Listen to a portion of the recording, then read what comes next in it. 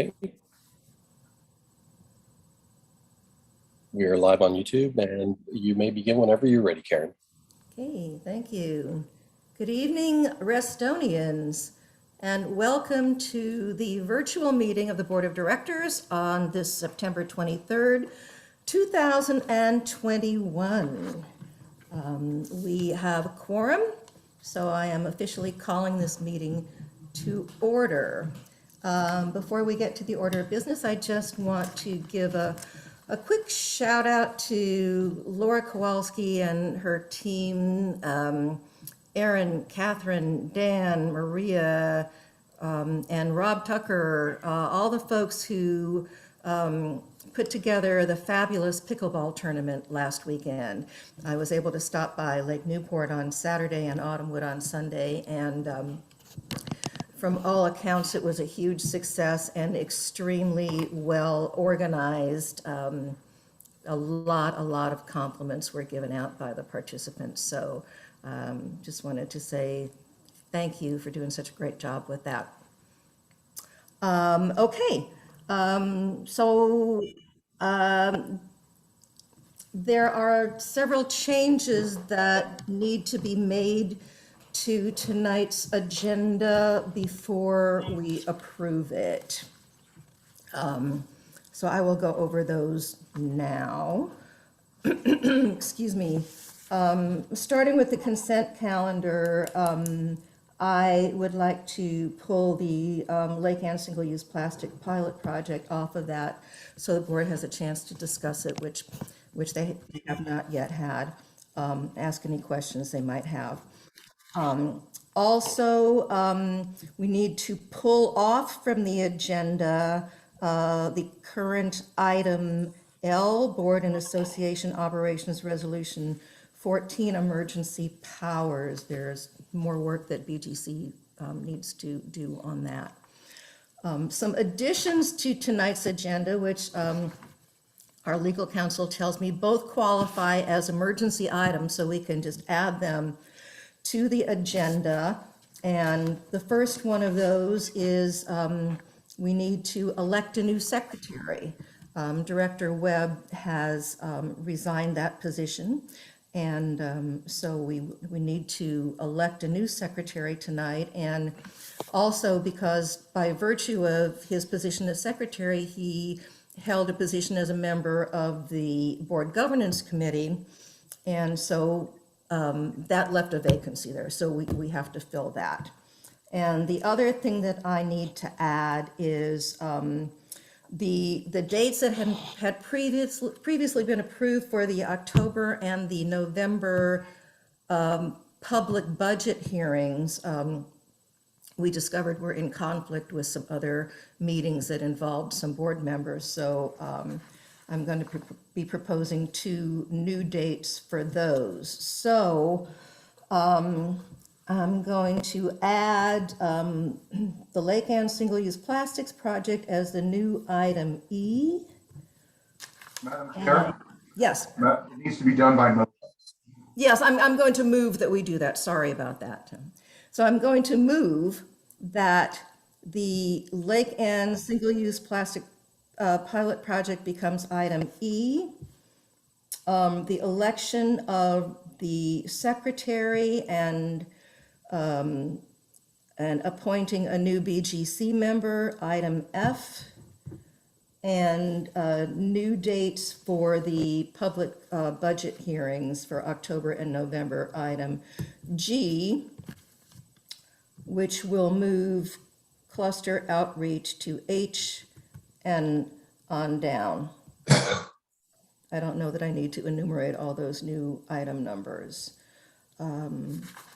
So if everybody got that, I would like a second to that motion. Second. Tim, I saw your hand go up, and any discussion? Okay, all those in favor? Aye. Okay, anybody opposed?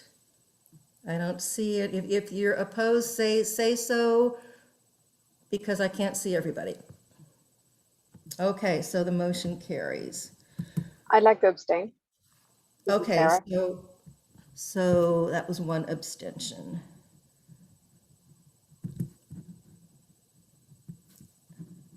And all the rest were ayes. Okay. Okay, so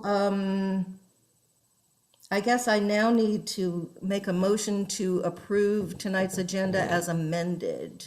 Is that correct, Tony? Yes. Correct. So move.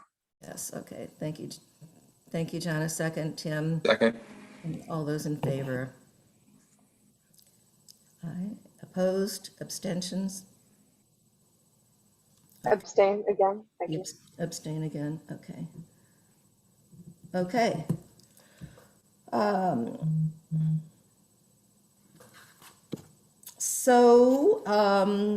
The next item on the agenda is member comments, and I believe we have at least one person who signed up. Is that right? Oh, what did I miss? Consent calendar. Oh, okay. Well, does that have to be approved? Yes, it does have to be approved separately. Sorry about that. I'm a little bit foggy today. All right. Is there a motion to approve the consent calendar as amended? So moved. Second. Second. All those in favor? Aye. Opposed? Aye. You're opposed, Sarah? I said aye. Oh, you're an aye. I'm sorry. All right. Any nays or abstentions? Okay, that carries unanimously. Thank you. Okay, now I think we're ready for member comments. So we do have one person that signed up, Vanessa, and Vanessa, I believe you wanted to show something, so I made you co-host. You should be able to. Okay, great. Okay. Could you please state your, well, we're looking at it, but for the record, could you please state your name and address? Yes. My name is Vanessa Vick, and my address is 11611 Golf Course Square, Reston 20191. I've asked to speak tonight because I know that I will not be able to speak when a final decision is made on the appeal regarding the flooding at my townhouse later in this meeting. I first brought this issue of flooding to my cluster board on November 9th, 2019. This is just a few weeks short of 2 years ago. During this time, the board has refused to take any action to protect my property. The Northern Virginia Soil and Water Conservation District, which does not stand to gain financially from its findings, stating the flooding was caused by my downspout, 3 homes uphill from me, the cluster common area, and some from the golf course. I came and presented my case before the Covenant's Board of Directors on July 21st, and they ruled that the cluster needs to take actions to address this problem. When the ruling was made, I told my neighbor, who's a board member, about it, and her only question was, what happens if the board does nothing? Not what can we do to work together to put this, find a solution. This is representative of how the board has treated this issue in both an attitude and lack of action for the past. There was a monthly cluster board meeting on August 9th, and the only thing that was discussed about this issue was the board did not need to worry. There was lots of time and they would appeal, not that they planned to take any action. Prior to the last board meeting on September 13th, the agenda stated they plan to ask the board, your board, for more time to scrape up the wood chips and plant grass. I would like to state firstly that scraping up what few wood chips remain, most of them have become part of the soil because of all the mud or washed onto my patio and been disposed of, is completely insufficient.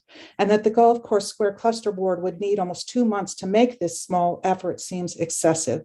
Secondly, the ruling states that the cluster must provide adequate vegetation, ground cover, and soil stabilization, must be maintained. I do not think anyone believes that planting grass will prevent this widespread flooding.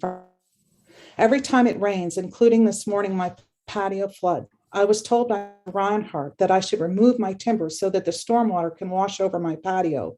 I would like to ask this board if someone asked you that the neighborhood stormwater should be able to wash over your patio and endanger your home every time it rained, would this be acceptable? My cluster board has failed in its responsibilities and failed to fulfill its duty to work in the interests of homeowners. They have endangered my home. I believe they should either step down or be compelled to fulfill their responsibilities or be relieved of their duties as board members. I would like to restate that I have tried for 2 years to work with this cluster. I have waited long enough. And with that, I thank you for your consideration. Thank you. Thank you very much, Ms. Vick. As you know, this is going to be something that we're going to be discussing later. Okay, I saw Tammy Petrine has a member comment.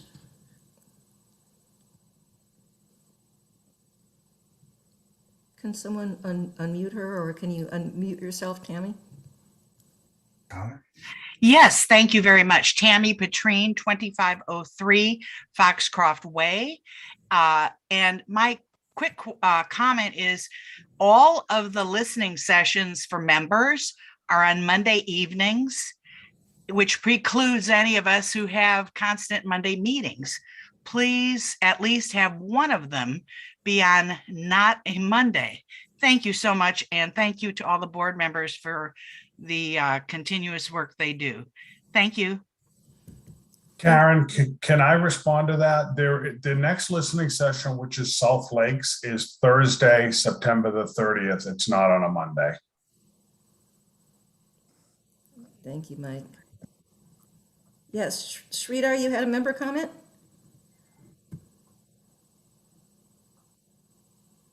Good, thank you. Sridhar Ganesan, 12,000 Lake Newport Road. Good evening, everybody. I worked with some of you on the board. Good to see you all. I'm not seeing all of you, but those that are there, I'm good to work with you again, and the new and recent members as well. So I've been out of circulation for a while. We are in the RA budget season again, and thought it might be a good idea to, good time to look at the budget again and see how things have changed.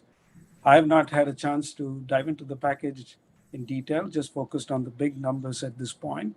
So I'll just make some general comments at this point. In general, I definitely note the rise in expenses across the board, just comparing 2019 to 2022. I mean, 20 and 21 have not been the typical years. Not sure how much of this increase is driven by inflation, whether it is related to vendor contracts or material costs as well as people costs. But given the inflationary pressure, my comment would be to find cost efficiencies from an operational perspective and maybe limit what we take on in terms of new things, to let things cool down in terms of pricing and just getting work done in general. And this includes capital projects as well. That way we can limit the increase in assessment. I see some staff recommendations to add a capital project manager. I think that is a good addition. I've not looked at the others, but this one, in 2018, when the then director of capital projects left RA, I had recommended to the then CFO that we ask Chris Schumacher to fill that role, and when he needs, we can add someone reporting to him. And I think that he has done a great job, and adding some support is the right thing to do as we move forward. I've not seen or learned much about the Archer report with regards to staff and how that got implemented, but I see staff recommendation with, for a 3% merit pool in 2022. The 3% merit pool is something that I had helped establish in 2018, and I'm glad that this is being implemented based on a performance basis. I think those are the types of things that we should be doing to incentivize staff. Regardless, moving on to the capital projects, regardless of how many of the capital projects actually get approved for 2022, I noted the staff recommendations on funding considerations and generally agree with that, because many of these, when I was on the board, we used that as well, whether it's using operating surplus or reassigning funds from incomplete projects, reducing the contribution to RRF, as well as reprioritizing, CARF project funds. They are not a lot, but there's at least, some money there that you can reprioritize. I know I'm running out of time, but just a quick note that I see that the fiscal committee has reviewed and commented on the draft, on the first draft, which is good to see because that's something that, I wanted to see as well, in 2017 and 18 when we reconstituted the fiscal committee. Now, I hope to dive into. All right, those that's 3 minutes. Okay, I'll circle back with the board with some comments when I have. Thank you. Yeah, feel free to email us, Sridhar. Yeah, will do. Thank you. Yeah. Any other member comments? I do not see any hands, Karen. Okay. All right. So, the next item on the agenda is the Lake Ann Single-Use Plastics Pilot Project.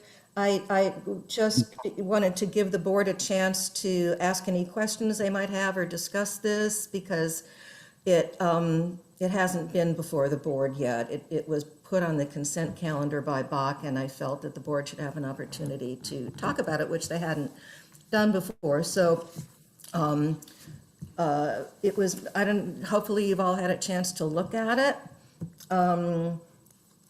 The only concern I had with it, which was the third item on their proposal for moving forward, which was to look at including surveying patrons and restaurants at Reston Town Center. And I just felt that since Reston Town Center was not part of Reston Association, that we shouldn't be doing that. We should stick to what's part of Reston Association. So I don't know if anybody else has any feelings about that or anything else in the report.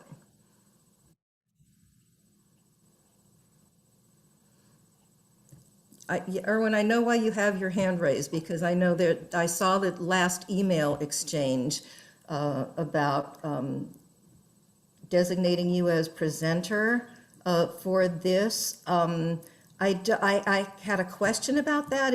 Was this a committee decision? Because it didn't appear to be that way from what I saw. Did the entire committee designate that they wanted you to be a presenter on this? Because you're not currently a member of EAC. If I may give you some explanation and background on this so that you can understand why I am ending up doing this. I think that would be. Well, I'm just trying to understand if it's appropriate for you to do that since you're. That is precisely what I will address. Okay. I was, as you well know, many of you, the vice chair of the Environmental Advisory Committee up until May or through May of 2020, when my 9-year period lapsed, and therefore I was forced to not continue. However, as there is clear precedent for this, I continued to work with the litter project team on the Lake Ann pilot project for single-use plastics. And the precedent for that is a common practice that has been undertaken by, for instance, the Razor report, in which there are people who are not even members of the association who have participated in the working group of that Razor report. And that was authorized a long time ago by the former director of the Reston Association, Kate Fulkerson, in response to a question made specifically to her on that issue. So even though I am not a member of the committee, I have continued as a member of the litter project team. The reason why I am doing this evening is that the person who is heading that project team is Sarika Sridhar, who currently is in New Zealand. You know that she is a New Zealand citizen, and she is having a baby, and perhaps at this very moment. I don't know, but that is why she is not here on the Zoom. And of course, it is her intention to return after her baby is born to Reston. Secondly, there is a person, Iman Hajawasi, who was asked to undertake that responsibility in the event that it were necessary. And she expressed earlier today that she didn't feel fully up to speed on it and didn't feel comfortable in doing it, and asked me to do it. And since I have been participating on the litter project team, which used to be the litter working group, since its inception, and in fact heading it, and continue to work with the group into the beyond my tenure as a member of the EAC. I am the one who's available, who has knowledge of what is going on and what has happened, and so I can answer the questions that are raised. And that is why also Doug, who is the present chair of the EAC, I understand is in South Carolina on vacation and does not have very good internet reception. I understand. Yeah, I'm not questioning your qualifications, Erwin. I'm just questioning the procedure because I didn't see any evidence that this was something that the entire committee had decided, that it was basically just one person. I'm not sure that that's necessary. What you need is someone who can speak to the issues. Okay. And I have been working with the litter project team, and I think fully aware of the issues and can respond to you on the questions you may raise. Okay, fine. Well, let's move on because I don't want this to drag out any longer than it needs to. Are there, does anybody have does anybody share my concerns about the RTC part of this? Because that's the main reason that, yes, Aaron. No, I, as a point of order, I would prefer we had a motion on the table and seconded that we could discuss so that we know like the scope of the discussion. It was very unclear to me what the ask was, and I think that would help frame it for me. Sure, you're right, Aaron. That's probably the more appropriate way to go. So then I will entertain a motion to approve the litter project team report and proposal for the next steps. For sake of discussion, is there a second? Second. Okay, I think Bob and Tom went up at the same time, so Christina, you pick. Okay, so we're open for discussion. Yes, Aaron, did you want to ask your questions now? Well, mine isn't a question per se. Mostly it's a statement of where my discomfort lies. This appears to be outside the scope of the Reston Association as a homeowners association. This looks like an effort by an external organization to me. So mostly a procedural thing. As Reston Association, we focus on the resources owned by the association, the design of those governed by the deed, and those sorts of things, and dictating mechanism used by a business inside of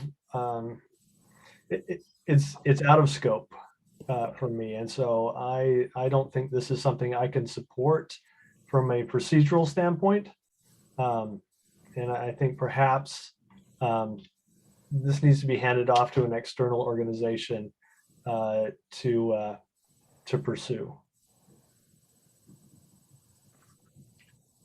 Yes, Tim. Just wanted to ask Director Webb if it's the portion of the proposal that concerns Reston Town Center Association that causes the greatest concern, or are your concerns across the board? That one's the deepest, but it's across all three of them. Our commercial entities don't pay the same assessments that our residents do. And so really we have no jurisdiction at all because we're not a governmental body. And we definitely don't appear to have jurisdiction to come in and impose, right? Hey, we need you to comply with these requirements. I don't see it going anywhere, and I see it as not what the funds are designated for. Yes, Erwin. Sorry, Tim, I'll pick you up next. I understand. Karen, I didn't ask Vern a question. I don't think he needs to respond to anything that I said. I did see two other directors with their hands up, though. I would like to respond in any event. Karen, we have directors for a reason. Okay. Sorry, Erwin. I appreciate it, but I appreciate you just holding until we had an actual question. Karen is the president and she called on Erwin. So I think we need to respect that. And I think that she heard what you said and she may not the next time, but she made a call. Okay, fair enough. Carry on. And yes, and it's been established that Erwin is involved in this. Okay, got it. Sorry for the sidetrack. Item on the agenda. So. All right. Yes. Can I proceed? Yes. Okay. I appreciate your concerns. However, I think that the use of the word impose is misplaced. None of this proposes that the team would impose anything on any commercial enterprise, whether that be within the Reston Association jurisdiction or within the Reston Town Center Association jurisdiction. There is no attempt nor an intent to impose anything on any entity. We ask that they participate. And the problem of single-use plastics is a problem that is Reston-wide. And single-use plastics do not recognize jurisdictions. They go where they please, where the wind carries them, or the water, or the trash, and it is a Reston-wide problem. So it certainly is an issue for homeowners because they see the trash in the streams, on the pathways, and elsewhere, all from single-use plastics. It's quite evident, and all you have to do is walk along the street or the pathways or into the woods or along the streams, and you will see it collecting. And so it is a problem that has been recognized, and the authority for us to go out and talk to the restaurants was long ago recognized by the Reston Association Board when the first project was approved for undertaking this project in Lake Anne as a pilot project. With respect to the Reston Town Center Association, it is really up to the Reston Town Center Association how they would like to approach this, but we have no intention of approaching them until we have covered the Reston Association area and see what the results are.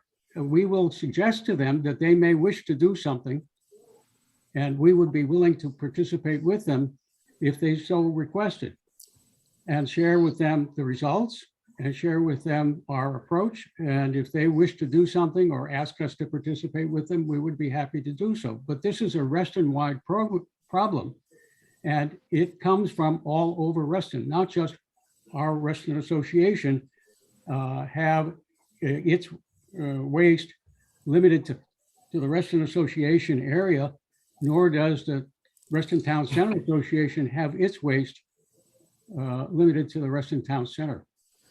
Thank you, Erwin. I'm going to ask whoever has a comment or a question. I don't want this to become a debate. So who else would like to make a comment or ask a question?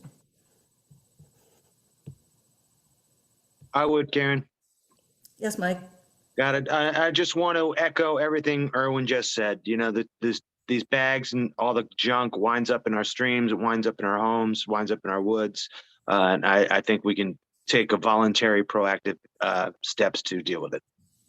That's it. Thank you, Warren. Thank you. Yes, Bob? Just briefly, if you look at the very last section of the report that was included, it lays out in a work plan, a step approach, what they plan to do. And I agree with both Mike and Erwin that this is definitely a voluntary effort, which is good for the community as a whole. And I support approval.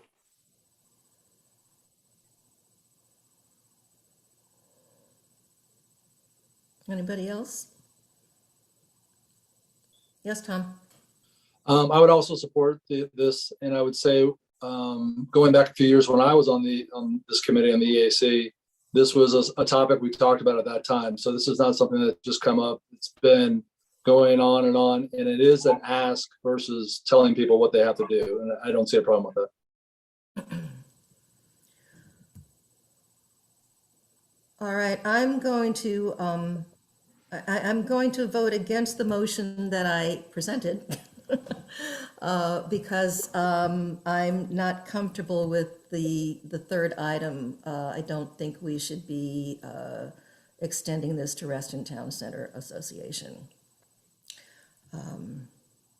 So unless somebody wants to offer an amendment to remove that piece, I will, yes, Tim.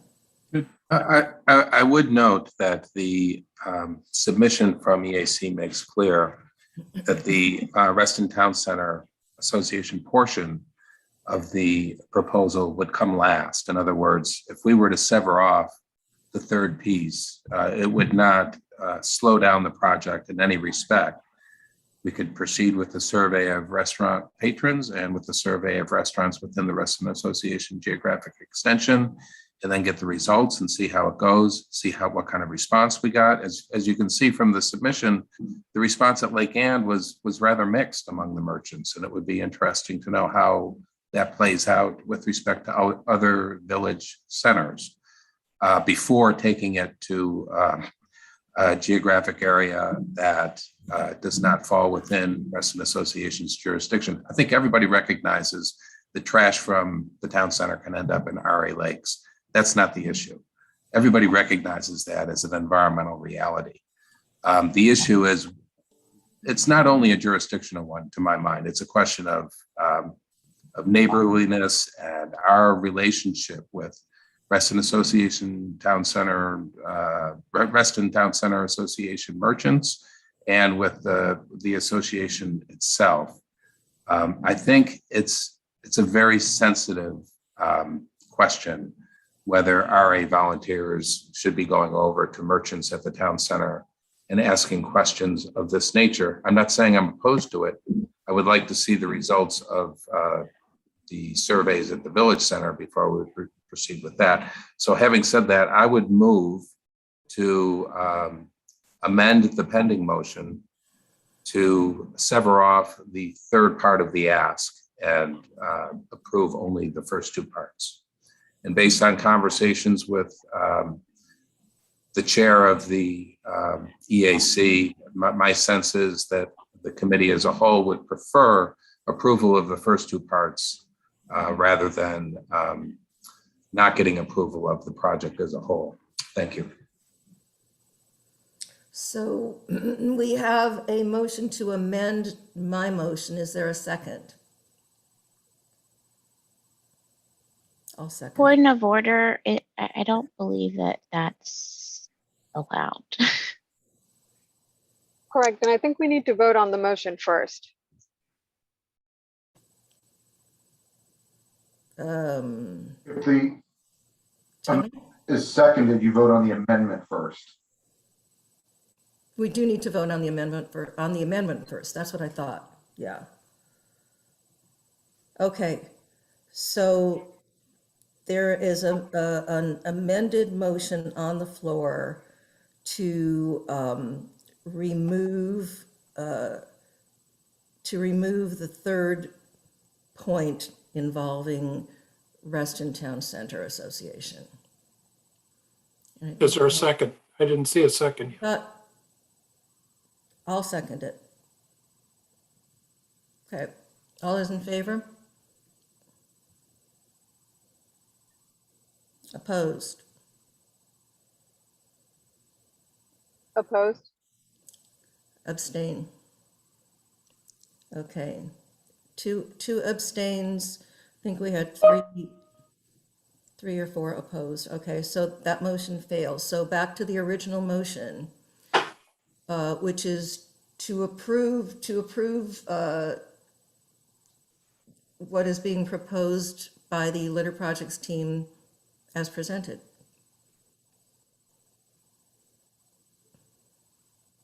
Do we have to get do you have to get a second again, or we got a second the first time, Tony? I believe you got a second the first time. That's moving forward with. So we just need to vote on that, on the original motion? Right. Okay. All right. All those in favor? Aye. Aye. Okay. And all those opposed? And abstain? John abstains. Okay, so that motion carries. Okay. Thank you very much. You moving on to the next item, election of a new secretary. Did you all get the phone numbers that we need to vote by once we have a nomination or nominations? Could you repeat those, please? Oh, I guess we can't do that. We don't want to do that. Phone numbers? No.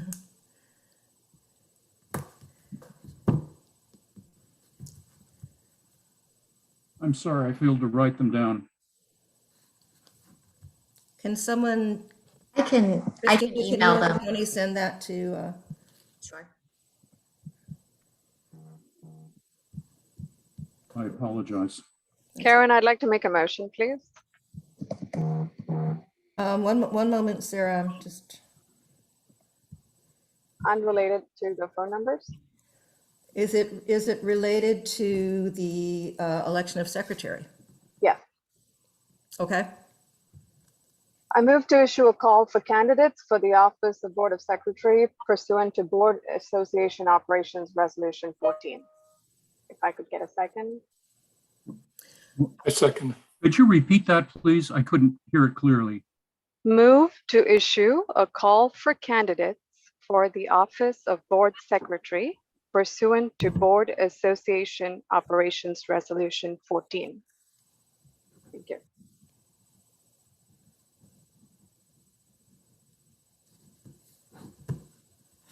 Second. Discussion? Madam Chair, Yes. a clarifying question. My understanding, Sarah, is that this would open applicants to any member in good standing of the association. Is that correct? That's correct. Absolutely. Yeah.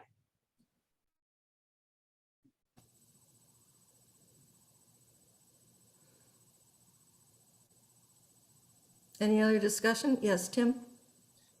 How long will the process take and will it jeopardize Reston camps? Which is the reason why we are We're here. trying to select the secretary tonight. If the position's vacant, can you be held in contempt of or in violation of the regulation if there isn't anybody in the position? All the other officers have gone through the appropriate process. That's right. Yep. Yes, John?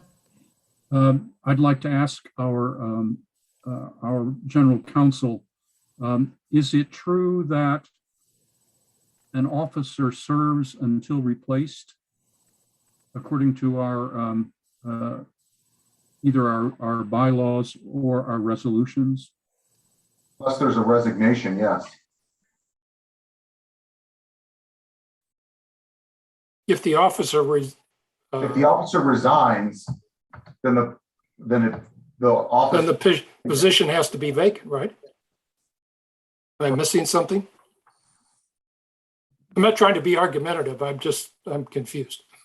I think the important question is, yes, how does that affect our camp situation? I know I think Larry was trying to speak to that. Yeah, so Larry? Laura's on this call, and she probably knows the specifics a little bit better than I do. I don't know if it will impact it. We do have a winter break camp coming up. So Laura, if you're on, if you want to speak to this, Sure. good. So there are two requirements. One is a sworn statement and another is the central registry and criminal history record check. So for the sworn statement, whenever an applicant, whenever someone is put into that position, it just needs to be signed immediately. But the second one is before the end of 30 days of the change. If that position is not, is vacant, then the position is just vacant. It's no harm done for winter break camp, spring break camp.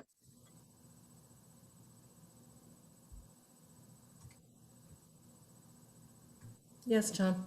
I still have the question of Tony. Tony, we're very glad that Aaron hasn't died. He's resigned. But does he remain in office until his successor is appointed? No, John, he does not. Okay.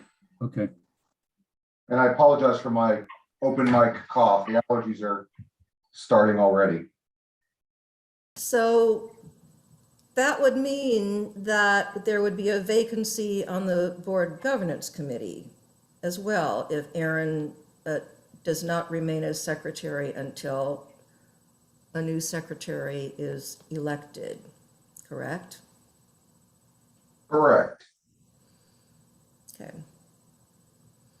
Is that necessarily a vacancy or simply the absence of a secretary on the committee? Right. I don't understand. Well, if he's no longer secretary, he has to vacate the committee. Aaron was on the BGC by virtue of being secretary. By no longer being secretary, you have three members that are still on: Tim, Jennifer, and John. That fourth slot will be filled by whomever this board elects as a secretary. If it was, let's just say hypothetically, if it was Jennifer that was elected as secretary, then you would have to appoint a new member to replace Jennifer's role. But right now, that role is specifically reserved in our governing documents for the secretary. Yes, Tim. Which returns me to my original question. Can someone ballpark for me how long this process is going to take? Because I'd like to know how long we're going to have a vacancy on BGC if in fact this motion is approved to call for nominees. Tony, doesn't the resolution say 2 weeks for the applicant to apply? So the latest, I'm thinking we can do this in a month. Correct me if I'm wrong. Looking at the resolution, the procedure, qualified applicant. So the board calls for candidates. Qualified applicants submit to the assistant secretary by a deadline which the board would set, presumably. And then at the next meeting, regular or special, following that deadline, each qualified applicant shall be given 5 minutes to make a brief statement, and then the board may ask questions. And then all qualified applicants shall be heard. The 2 weeks that you're referencing, Sarah, is subsection B, which says qualified applicants are encouraged to contact the current members of the board at least 2 weeks prior to interviewing with the board to discuss their interest in serving. So presumably, if this motion were to carry, the next natural motion would be okay, what's the deadline? Do we want to do this in 2 weeks, in a month, at the next regular board meeting. So you would set the, if you want to do it the next regular board meeting, I would say conservatively, you would want to set a deadline to apply within 2 weeks. That way there's 3 weeks maybe, and then just have it as an option on the October meeting to interview the applicants and make a decision. So do you need me to include the time frame in my motion, or? I would can think do that on the next? I think that should be a subsidiary motion, a secondary motion after this, because there's no need to set a time frame if you're not going to do a call for candidates. Got it.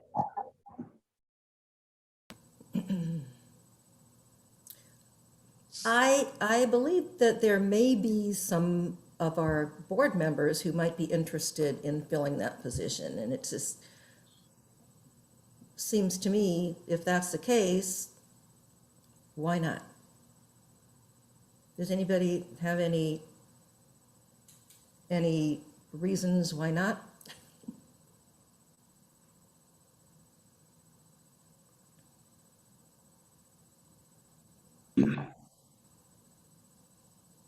Mike? Yeah, I'm a little on the fence. I mean, to your point, sorry, my mouth's full. To your point, Karen, typically it's filled by a director. Typically it's filled at the first special board meeting. We don't put out a call for candidates. We just fill it with an existing person. Now, that being said, I get Sarah's point that, maybe we can up it up. It doesn't have to be a board member. And maybe it gives us an opportunity to give another person an opportunity to serve. I'm on the fence, really. I could see it going either way. Okay. Anybody else? Okay, I will call the question. Does it need to be repeated? Okay. All those in favor? Aye. Aye. Aye. All those opposed? 1, 2, 3, 4. Abstain. And John abstains. So I believe the motion fails. It was 4, 4, and 1, right? Did I get that right? That's correct. Motion failed. Okay. All right. I would like to nominate Tim Dowling as secretary. I'll second. Okay. Are there any other nominations? Tim, did you? Just wanted to say thank you to the president for her confidence. I would be happy to serve. Okay, so, yes, Bob? I'd like to nominate Jennifer Juszczyk as secretary. Okay. Second? I'll second that motion. Okay. So we have 2 nominations. Yes, Tim? I'm happy to withdraw and allow Jennifer to assume the position. Assume the position. Okay. This is why I thought it was a good idea. I went to a put it- parochial to school. put That it- has another completely different meaning to me. Okay. All right, so Tim has withdrawn, so we have 1 nominee. Point of order, did Jennifer accept the nomination? I'll accept the nomination. Thank you. Thank you, Tony. All right, Can I make one comment? yes? Part of the reason that I voted to put it out is because I knew that Tim and I could easily apply or put it out to the membership, is because I knew both of us could apply if we wanted to. But, this is going to create a hole in BGC. And I know that there are a lot of time and effort put into committees. And I want to make sure that someone's going to step up to be part of BGC. Because if not, I think it would be in the best interest of this board to reconsider the motion we just, that just failed. Well, Jennifer, wouldn't that person be you? Who No, goes I'm up- already on BGC. Oh, you're right. So- Good point. Yes. Yeah. So you're right. unless So then we someone's need- willing to How about step Aaron? up, Aaron, I'm sorry to take over, Jennifer. I know you No. don't like when I do that. no, Aaron, you willing to stay on BGC? Absolutely. Boom, Okay, done. done. All Madam right, Chair, we need to If you will, officially, Madam Chair, if you will. we need to officially vote on Jennifer's nomination. we need to close nominations. We need to close, yes. I move that we close nominations. Second, Okay, all those in favor? Okay. Nobody opposed or abstaining. Nominations are closed. Okay, And unfortunately, I know it seems ridiculous. We still need to vote. yes, I'm voting. Is everybody voting? Oh, Sure. Aye. We need to make it, no, we need to, now we got to do it in. it's a, Oh. Okay. yep, We can't do it by unanimous consent? I don't believe for this we can. But these All are- right. All right. We I don't haven't- have We didn't I before. I don't have the phone numbers. Mike, Sorry. Got your text. Okay, thank you. Oh, I got it. All right. Thank you, guys. Okay, I need to hear from Tony or Christina that it's official. hang on, I'm still voting. Okay. Are you writing someone in, John? No, I'm using my pudgy fingers to type with.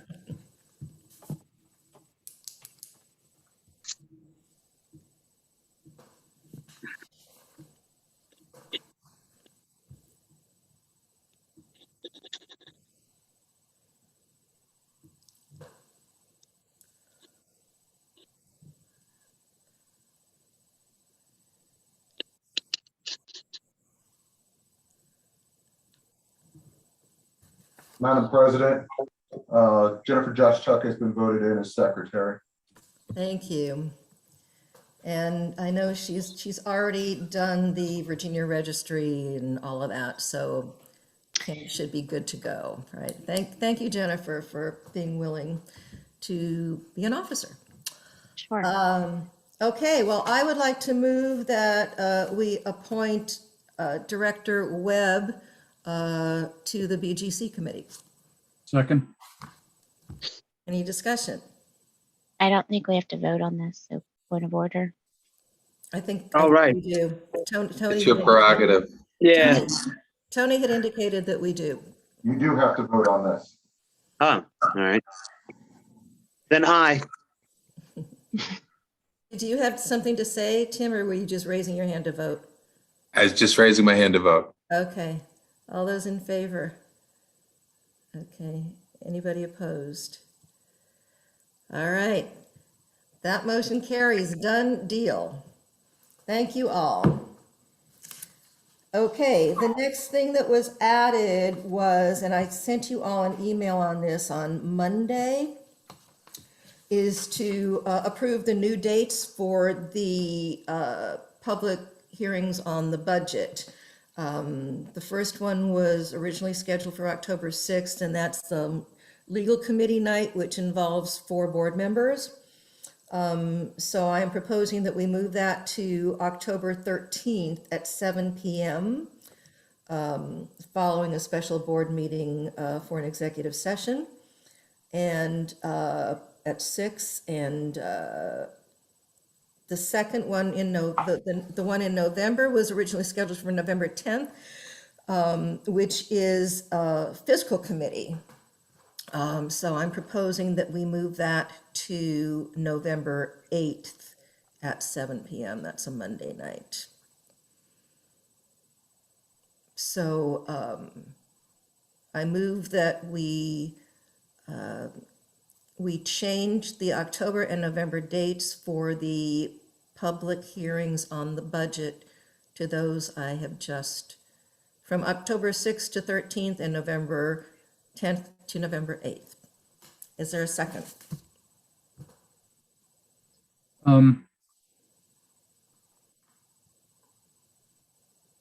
Madam Chair? Yes, sir. I need a second for us to discuss it. Okay, I'll second. Okay.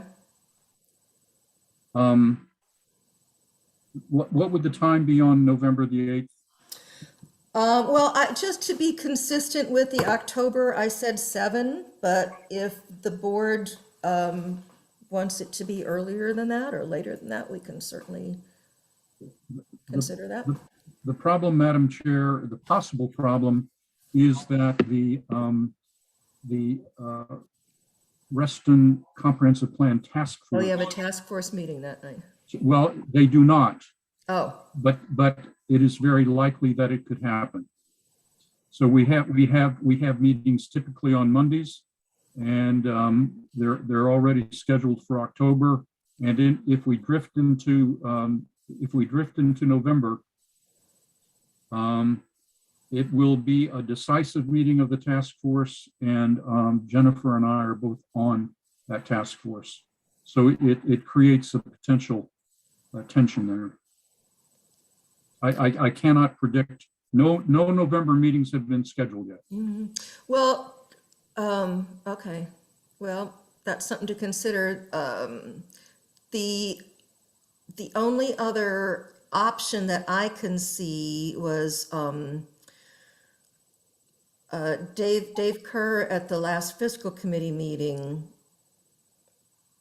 offered to move fiscal to the 11th, I believe, or change the date of the fiscal committee meeting, so it did not conflict. So, Dave was on the call earlier tonight. I don't know whether he's still with us. yeah. He's still there. Dave, Yes, hi, Dave. Yeah. Is that a possibility to move fiscal from the November 10th to 11th? we're looking to move it to the next Monday. But Or the to point move is, it, we but are not on looking the to move 10th. it, so it's not on the 10th, but still before the board meeting. Okay. All right, well then, if that's the case, then we don't need to move that November public hearing. And then So it'd be the November 10th instead of the 8th, correct?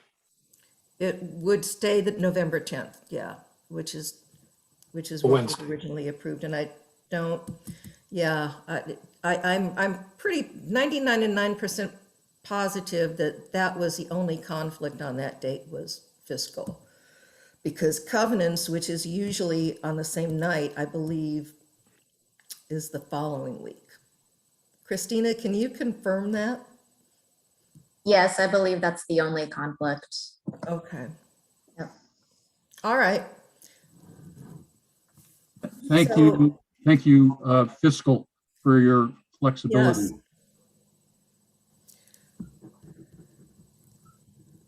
Okay. So, Madam President, would you like to withdraw your motion? And I would like to withdraw my motion, yes. I'll withdraw my second. Okay, so I would like to make a new motion to move the originally scheduled public hearing on the budget from October 6th to October 13th at 7 PM, following a 6 PM special board meeting for an executive session. Is there a second to that? Second, Okay, all those in favor? Okay, any opposed? Okay, the motion carries. All right, thank you, Dave. All right. Next item on the agenda is cluster outreach update, which was informational. Does anybody have any questions for Cam?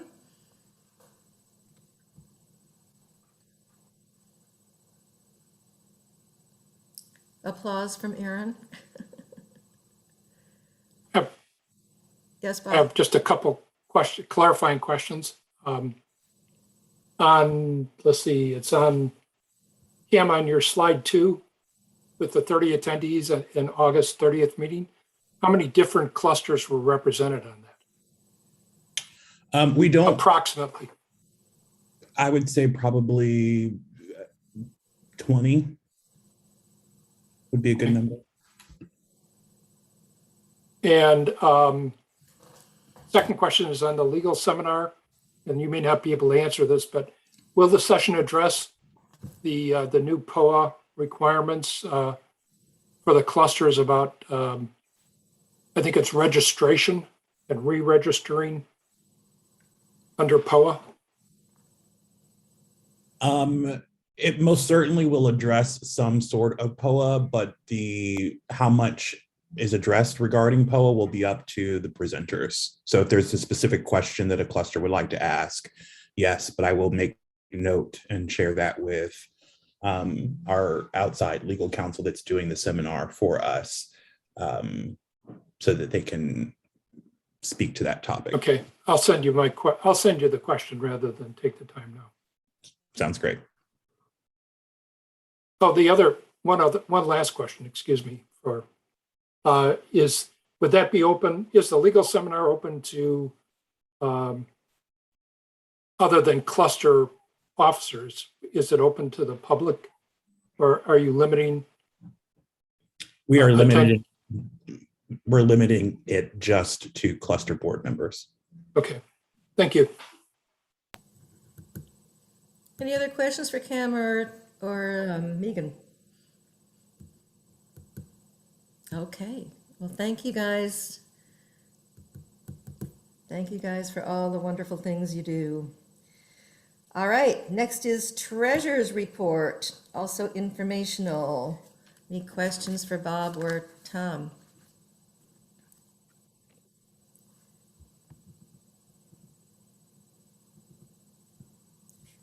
For those of you that want to read it, the Treasurer's Report starts on page 103 of the package that was in the. Yeah. It's a good deal longer than the last couple of months' reports. I won't go through it. Everybody can read it. It includes a summary of the financials for August, a statement of sources and uses of cash flows, a summary of the last fiscal meeting content, and then a set of slides beginning on page 106 of the items that we discussed, specific categories that we discussed, and some of the questions that were raised by the committee. And since we're going to discuss the first draft of the budget after this, I thought instead of going through them, we could I could be brief, refer you to the package, and have Larry discuss staff's first draft of the budget, unless there are questions. Yes, Jennifer. I think some of the questions that, well, I guess they weren't technically questions, but to me, the observations that you made would be helpful if the staff would elaborate on those for us. So, one of them was revenues from recreational services are up about 3% from budgeted. I also know that fiscal had inquired as to, that we reduced the non-member pool passes or recreation passes. And, I feel like if revenue is up, but we reduce the amount that a non-member would pay, it's hard to tell what is the cause of that, and therefore then difficult to figure out next year's. what should be in next year's. So I think that, those observations that you made, and that's just an example of one, would be helpful for us to have some follow-up from staff on.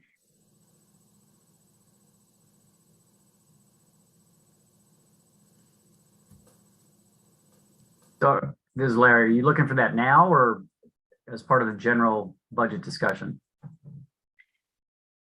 We can talk about it as part of the budget discussion if that's easier. I think so. Yeah. I mean, I wrote down your two comments there about the reduced non-member pass prices and the 3% up on rec services revenue. And on both of those, I'll probably ask Laura to step in and chat. So we can either do it now or in a little bit from now. Well, you're next up. Yeah, I think that Bob, it's not really questions directed to you, but I think you did a great job on the report.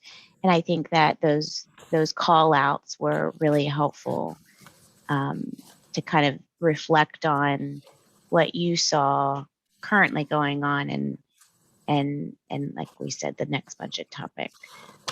So I would point my fellow board members to those that I think they were really informative observations. Larry, I think it'd probably be appropriate, since we're talking about the current financial situation, if Laura could reflect on Jennifer's questions now, as opposed to the budget, because the budget is next year, the future. Okay. Yeah, I see Laura's unmuted. So did you get the questions, Laura? So I think, Jennifer, could you help me by just repeating your question about this year's passes?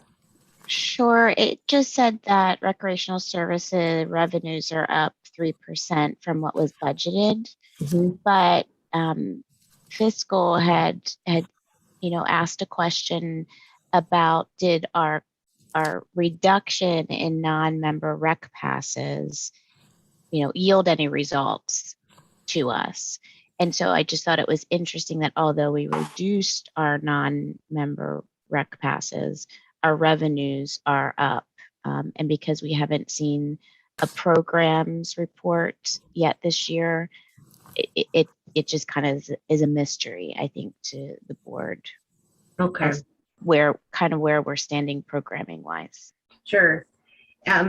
Farther down in the packet of information, there are Q1 through Q3 statistics, and there's a chart in there that has past sales 2019, 2020, and 2021. So that might help you all see the quantity sold.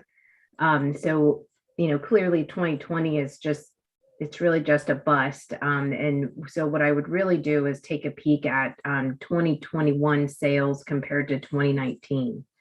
So you can see that we have increased the number of sales in quantity, but the overall and the overall revenue has increased for the department.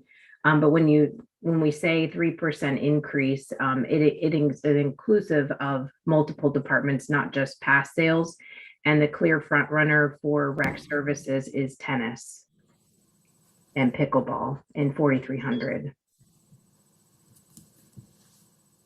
I should also mention to my fellow board members that my report it reflects budget versus actual, and this doesn't look backwards. And if I remember correctly, when we set up the 2021 budget, and Larry, step in if I overstated, but staff was being pretty conservative about what they expected to generate in terms of recreational services, because at the time we did the budget, they were unsure as to what COVID would bring.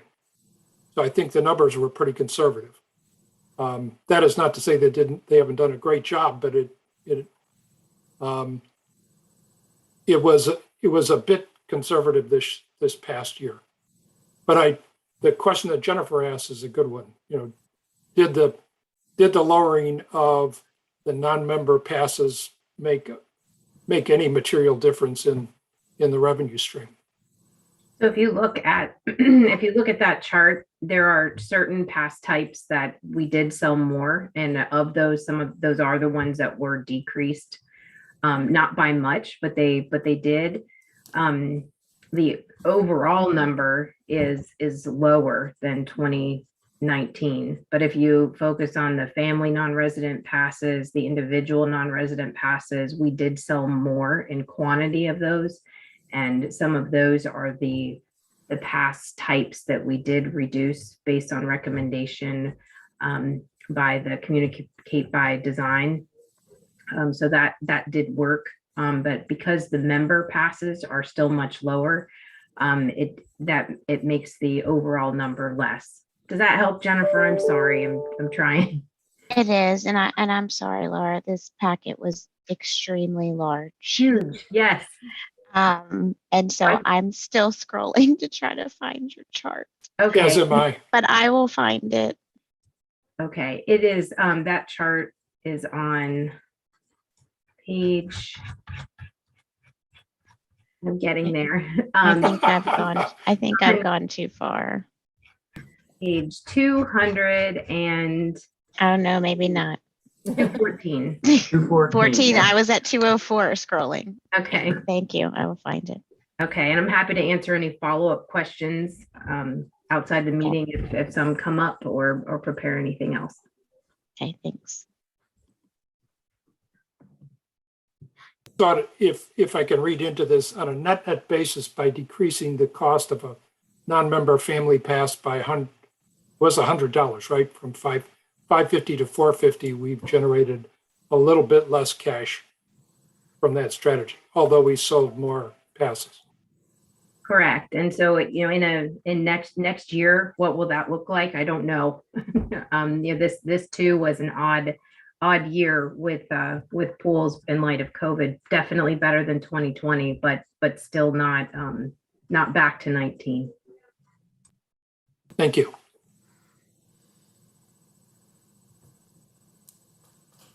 Okay, any more discussion on the treasurer's report? Okay, thank you, Bob. Thank you, Tom. Moving on to draft one of the 2022-23 biennial budget. Okay, so what I'm proposing to do here is go through my slide deck because it basically covers everything that was in the memo that the fiscal committee got, and then we did an updated one for the board. So that's and you know, if you want to, I suspect you'll probably want to ask questions as we go through it rather than have me go through the whole thing, then ask questions. It's really up to you all.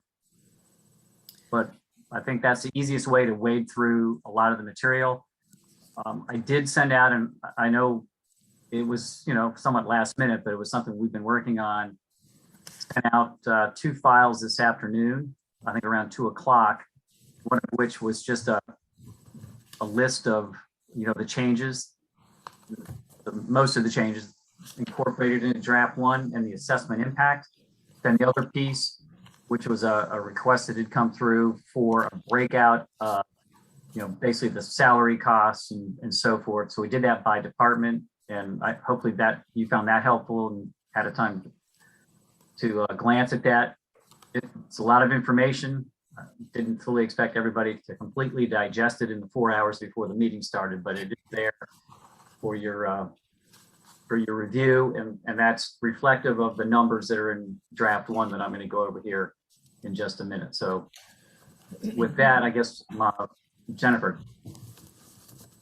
Larry, I would love for you to go through things tonight, but I'd also like to move that we host a joint budget work session between the board, fiscal, and staff within the next 2 weeks so that we can really dedicate some time to this and develop draft 2 of the 2022-2023 budget before the first public hearing. I second the motion. I think it's a great idea. There is, And I preface it by saying that we've been given so much information that with this budget that it's going to take a while just to assimilate all the pieces. And at least for me, as in my capacity as treasurer, I think it would be incredibly useful for the board as a body to hear Larry's presentation. But I think in order to be prepared for public presentation of the document, we should spend some time, delving deeply into the numbers.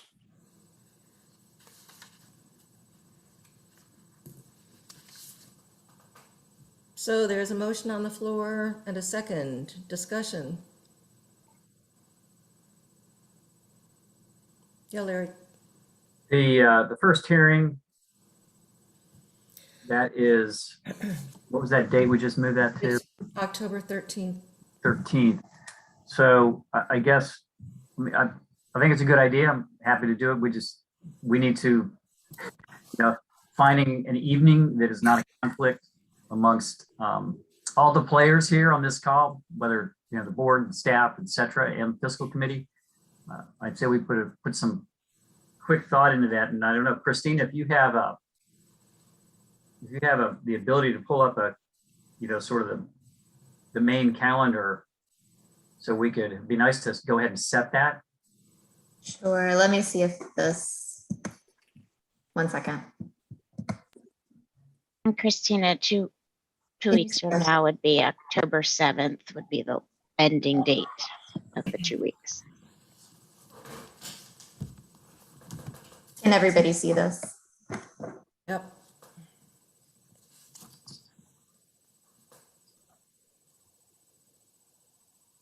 Can you make it a bit larger? I'm not sure that I can, John. Okay. Sorry, I'm sorry. Is that any better? That's actually a little worse. Okay. I think it was a little bigger. And just me taking a quick look at this, it looks like October 5th, that Tuesday, there's an EAC meeting. I'm glad EAC and then a DRB panel. DRB panel, and the legal committee meeting, which we think may be long.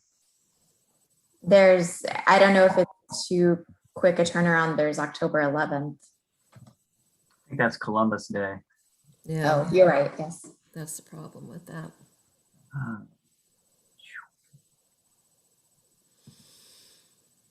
Wow. Unless we do a Friday night.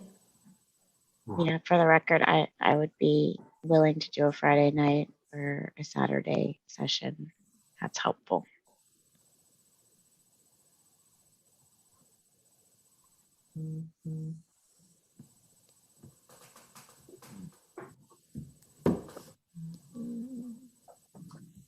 If you're wanting to do a Friday, maybe Friday the 1st.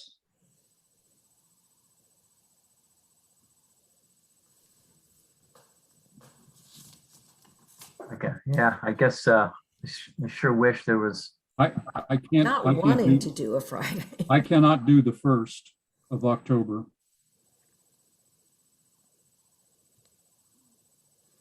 Yeah, actually, nor am I. I'm heading to a wedding.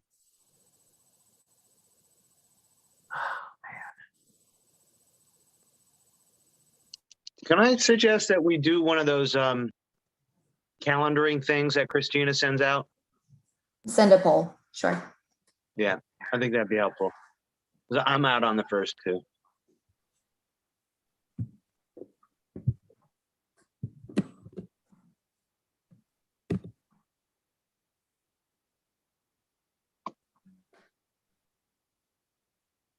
Does legal committee normally last 2 hours? It doesn't, but it just so happens that in October, it's sort of a packed Okay. agenda. So Okay. it could. Yeah, otherwise we wouldn't have made that switch. Yeah.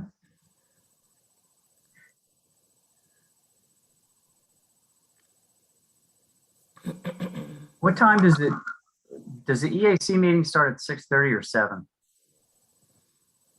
6:30. 6:30.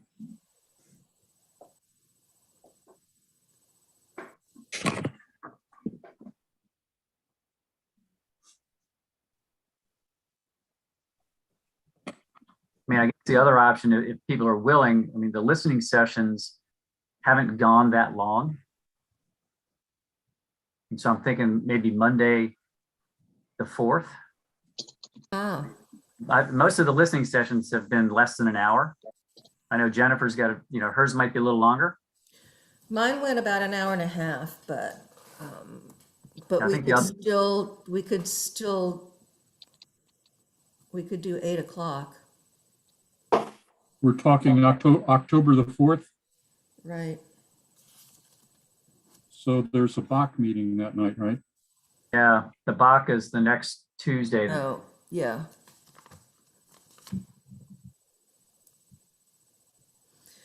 Again, we're bumped to Tuesday because of a holiday.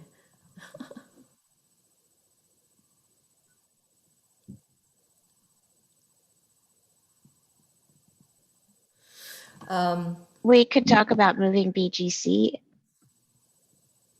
maybe up to Aaron, are you in legal? You're in legal, right? Okay. I had in my head covenants for a second, and I switched.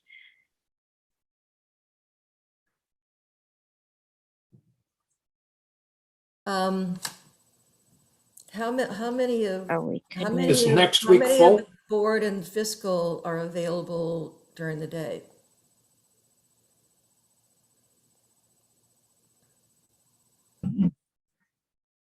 I know there's some members of fiscal that typically are not available during the day.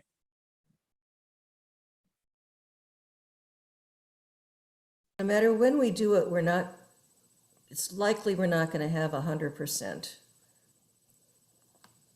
participation. I mean, I then would just throw out a few dates. Obviously, that Friday the 1st wouldn't work. Maybe Friday the 8th would work. And maybe one of the Saturdays and see what we get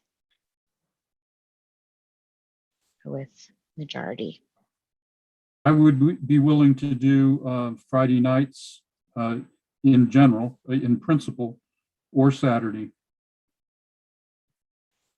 But I realize not everybody is in a position to do that. Yeah, and So are people not in favor of trying 8 o'clock on the 4th? I would be okay with that. I'm okay with that, but it's the at-large. It's not the bigger Right. group of members. Right, but it just based on how it's gone so far, I think we're safe with an hour and a half, even though it's at large. I mean, I think people are going to their district sessions. Right.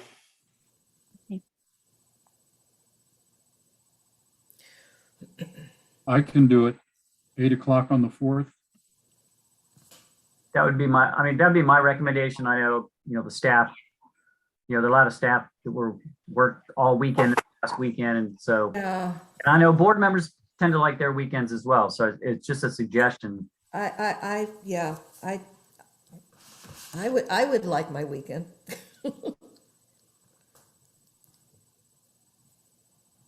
Do we have a show of hands perhaps, Madam President, to see who could do 8 Sure. on the 4th?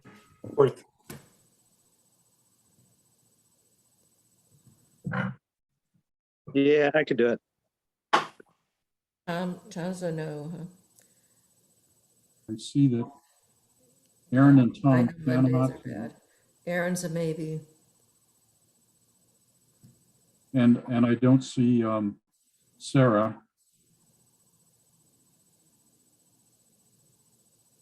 Sarah, are you there? Sarah actually dropped off.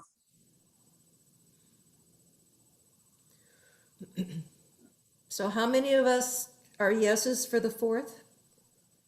1, 2, 3, 4, 5. I think Mike. And was a 6 with yes. Mike. 6 and a maybe. If this is to formulate version 2, I'm not sure we want to do it with 6 or even 7, but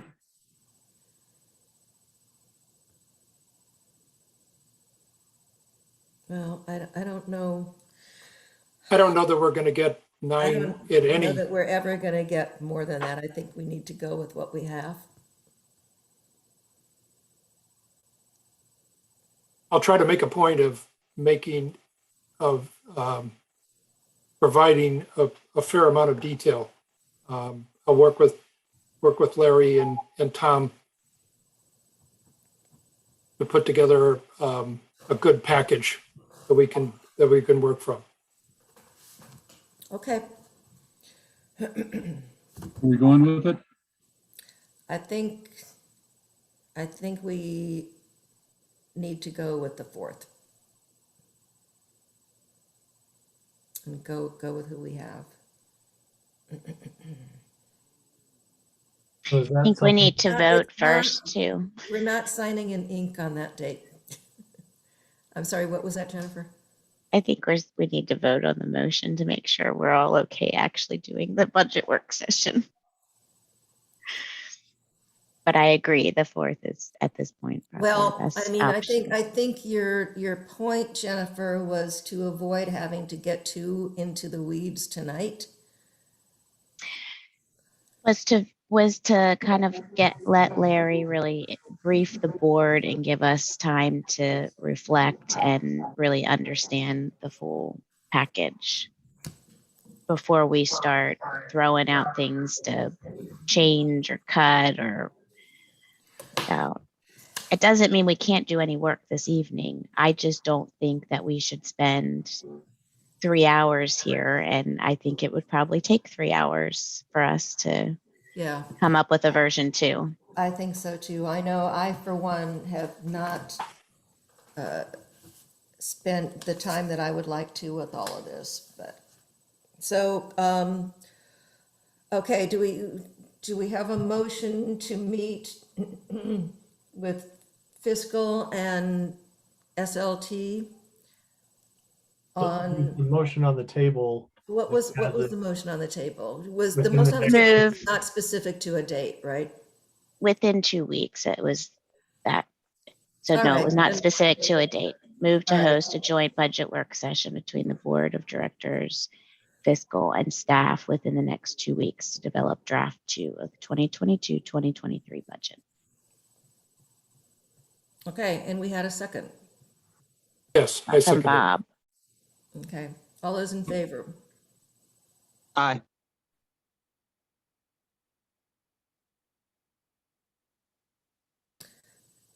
All those opposed?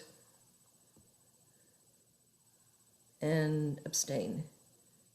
Aaron's an abstain. So we had 7 ayes and 1 abstain, is that right? Right. Yep. Okay, so that motion carries. Okay. So Christina, you will send out the Google invites for October 4th at 8 o'clock, please? Absolutely. Yeah. To fiscal, and I assume we're talking about SLT and the board. Okay. Larry, back to you. So I guess given that we're going to do a deep dive on October 4th, I guess I would ask, how much detail you want me to go into now, Right. from the slide deck. I'm presumably everybody read that with great interest and, no doubt has questions. So I guess I would just, kind of ask the board how much detail, what you want to chat about. Initially I was prepared to go through the slide deck and then have a robust discussion. So I'm not sure how you want to proceed. Larry, I just have one question on your budget assessment impact sheet. Yes. You've got 100,000 as the request for the Hunters Woods field redevelopment. Is that because you're splitting it up 100,000 in 2022 and 100,000 in 2023? That is our hope. Again, since we don't have the site plan, we don't know exactly what that's going to be, but that was, Okay. that's correct. All right, and that 10,000 that we approved for the Butterfly Meadow overlook, I didn't see that on her. I just wanted to make sure that that didn't slip through the cracks. That, yeah, that's in current project, not for 2024, I don't think. Okay, didn't well, it's in current projects, but we approved the extra 10,000, I thought, for the new budget. Or did we approve that for 2021? Maybe we did. From my understanding, it was for this year since the project is already budgeted and active. And so I already went ahead and made that adjustment accordingly. And it was noted in the presentation that I'm giving. Thank you. Thank you, thank you. My own view, Larry, would be for you to do your overview and then to not waste the time we have tonight, but start going into selected topics tonight.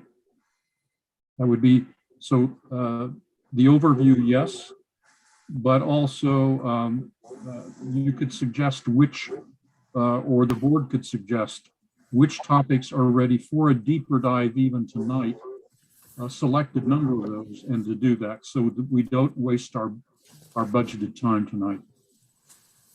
Okay, well, the easiest way to do that would be to roll the slide deck. Now I can do that relatively quickly.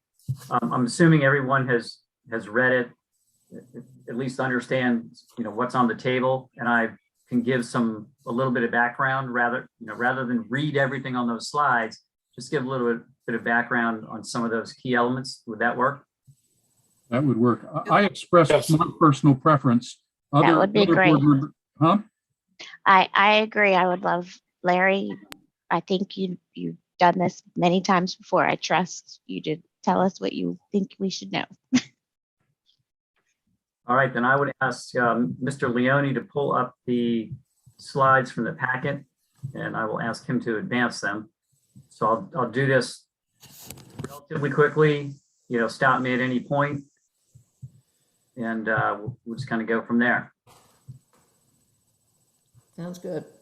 So this is pretty straightforward. When I went to the staff, it's, hey, when you're putting together this budget, and this is what Hank had done when the initial start of it, as Laura mentioned a few minutes ago, 2020 was, everybody knows, a washout. So look at the 2019 actuals, look at our 2021 forecast, even though it's still relatively early, and use that as, basically the main influences for how we're developing the 2022 budget.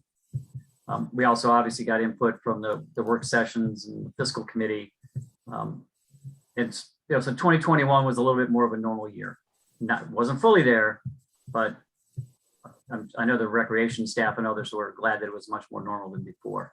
So next slide, please.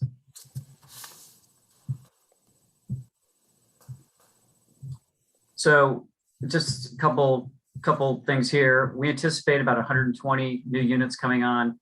That is the finish out of Tall Oaks, the Stanley Martin project, and the possibility, which I will be bringing to the board, I think in November, of adding 40 units on Sunrise Valley Drive, the Pulte project down there.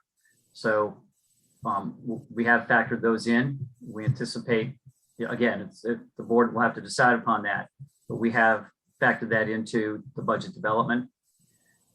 There's still, as Laura noted, there's still some pandemic influence. We don't know what's going on with the variant, how long that's going to really last, and what impacts it will be. So we've kept things relatively flat, in terms of non-assessment revenue going into 2022. So that's just because it's kind of the unknowns. So it's not unlike what we did last year going into 2021. So next slide, please. Larry, in terms of projects that have been approved by the county. Perhaps you can kind of crystal ball, if you would, how many units we might be adding. I see 120 for next year. I guess my perception is most of the great preponderance of projects have been for rental units, and the likelihood of them joining RA is pretty minimal given the amenities that they will have on site.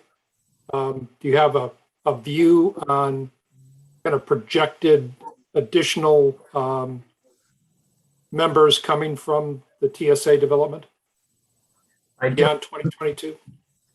I don't have an early forecast on that because most of the projects that are going in are those large rental or even high-rise condominium where the amenities are really on site. The only for sale townhouse units that we were not able to get, we had early conversations, were the EYA townhouses going in over kind of by Michael Faraday. The others we were successful, and I think we can be successful with Pulte on Sunrise Alley as well. Beyond that, I'm not aware of any other, sort of single family detached or whatever units coming on. Yeah. But we'll certainly keep our eyes out for it. Thanks. So some of the key expenses, insurance, and this number has actually gone up. We had a conversation with fiscal. I should have updated this slide. I apologize for that. But we've also factored in Tom, I think we did 20% for the second half of next year. It's an unknown at this point, particularly with the dams. So that's it's going to require some additional discussion. We've included inflation. This is on materials and supplies. I mean, there were a number of things that this year were 5%, but we looked at all the materials and supplies line items and basically added 3% to that. And that's $100,000 right there. That's in draft one. And also in chemicals and utilities, which are also supplies, but I want to call those out because those are important factors as well. Next slide, please. So now we're going to get into the fun stuff. This is where the questions come up. I know there's been some discussion. I know Director Mooney sent materials out about the percentage of RA's operating budget that is personnel related. The 66.5 came, straight from that first draft, and it does not include the professional and technical. I know some others have calculated that in. So if you see the difference in your numbers and ours, we did not factor in the professional and technical services, hiring a consulting engineer or something like that. In other words, specialty things that we don't actually have on staff. So that's probably the difference. I am strongly recommending a 3% performance-based merit be included. I think this is a really tough job market, and I think preserving, incentivizing the staff we have is a really important thing. I'm not going to say any more about that, but I feel very strongly about that. I also feel very strongly about implementing the second half of the Archer report, which, if you look at that statistic, 83% of those who would benefit from that make less than $60,000. And that's even after the small bump to get to the bottom of their pay ranges. So those are two things that I feel probably the strongest about that are included in this draft. And I do hope they stay through consecutive drafts. The benefit cost increase estimate for 2022, this is health, dental, life, disability, those kinds of things. We've got in there at it's roughly 5% at 70,000. I believe we've got a number that's a little lower on the health, so we may be able to cut a little bit of that off, maybe $10,000, something in that range. So, which is a good thing, which means that our staff remains healthy and we get good rates. So Larry, Yes. do you and Melissa have the benefit cost increase is in at this time, or do you think you will have them by the time we meet in the? We We 4th? typically have it by the end of September. Okay. So we don't have it. So it might be better to talk about that piece after today, after tonight. So you know, you have in hand. Yeah, what the yeah, we don't have a actual increases formal are. quote. I think that was Okay. that was an indication Melissa got from either a phone call or an email, but I don't think we have Okay. a formal quote yet. But the 70,000 is not in there right now? It is. It is. Yeah. Everything you see is already in draft 1. And so, Okay. and I'll indicate those things that are not.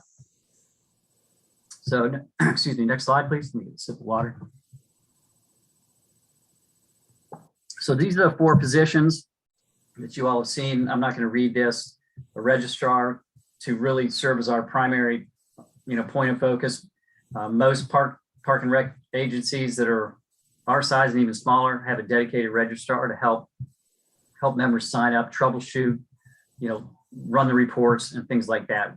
We don't have a dedicated person for that. So it's we have, a few people that are okay with the application, doing that. But we think this would be a real benefit. The financial services manager, I think some of you have been on a few emails, I think just from the last day or two regarding that and, the effect that has on Tom and Dave and their ability to focus on, larger, more strategic things when they're, most of those calls run up to them. And there's, a couple hundred at least of those each year having to do with their accounts and account detail. The capital projects manager, we heard, I guess it was Sridhar mentioned this in his comments earlier tonight, and the fiscal committee unanimously recommended this as well to assist Chris. Right now, there's 2 people in capital. We had a retirement, so we're trying to fill the existing position and adding another position as well. Then the application analyst, that is something that Clara had recommended. She actually recommended 2. We've included 1 in this draft with a Q2 hire. And the other thing that you'll see this in parentheses at the bottom, pending the outcome of an IT maturity assessment, which we're about to commence, that I have mentioned before. And that, I think that will really be beneficial for us to look at where we've been, where we are now, based on all the things that Claire has implemented with, security, moving things to the cloud and so forth, and really kind of setting a benchmark to move forward for the next IT director. And there's lots of ways to slice that sandwich with respect to, outsourcing everything, outsourcing parts of it, et cetera. And so this maturity assessment will really help guide us on that. So we have this in here because we think it's important, but pending the outcome of the assessment, this may change. So I just want to give that little heads up there. Larry, is there any possibility of the 4 positions that there would be internal hires? In other words, people would be shifting from their present position into one of these?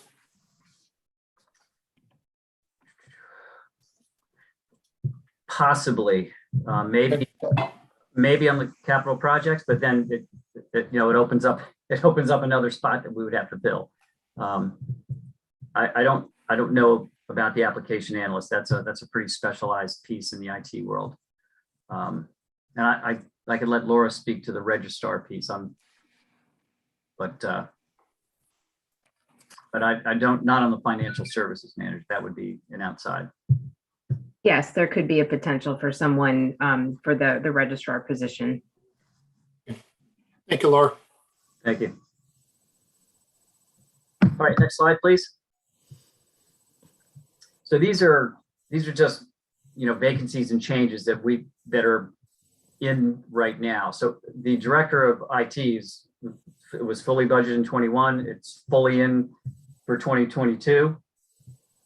However, pending a new CEO, a permanent CEO, I should say, coming in and working on that hire, there's a possibility of moving that to Q2, saving a little bit up front in the beginning of the year. That has not been factored in. This is fully budgeted for 2022. The aquatics program manager, that is essentially reducing we no longer have a single aquatic program manager. For those of you who remember Willa, so we've got 2 employees who stepped up and really shined to run the aquatics department. And so this is essentially downgrading that former position and backfilling it to provide direct assistance to the 2 people who are now running the whole aquatics operation, Nate and Laura Petrona. So this is basically a wash on reducing the costs. And Laura, I don't know if you want to say anything else about this. I feel confident in this one after being going through the full pool season with this new structure. It works, and I support it. That's why it's in front of you. So did I hear you say that on a net basis, it would be a wash? Yes. Because I think we took some of it's basically taking the seasonal dollars and applying that, correct? Correct. We took some of the, so we had these 2 positions that ran the show this year. We also had added dollars for a seasonal support for them. And what we've really found is it's not just a seasonal operation where support is needed. So it's removing those funds and combining the savings from the aquatics program manager to convert it to this aquatics specialist.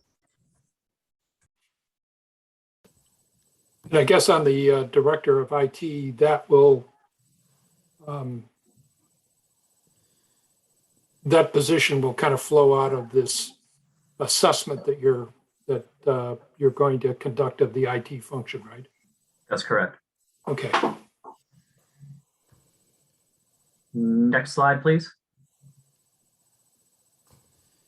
So positions I have not included in draft 1.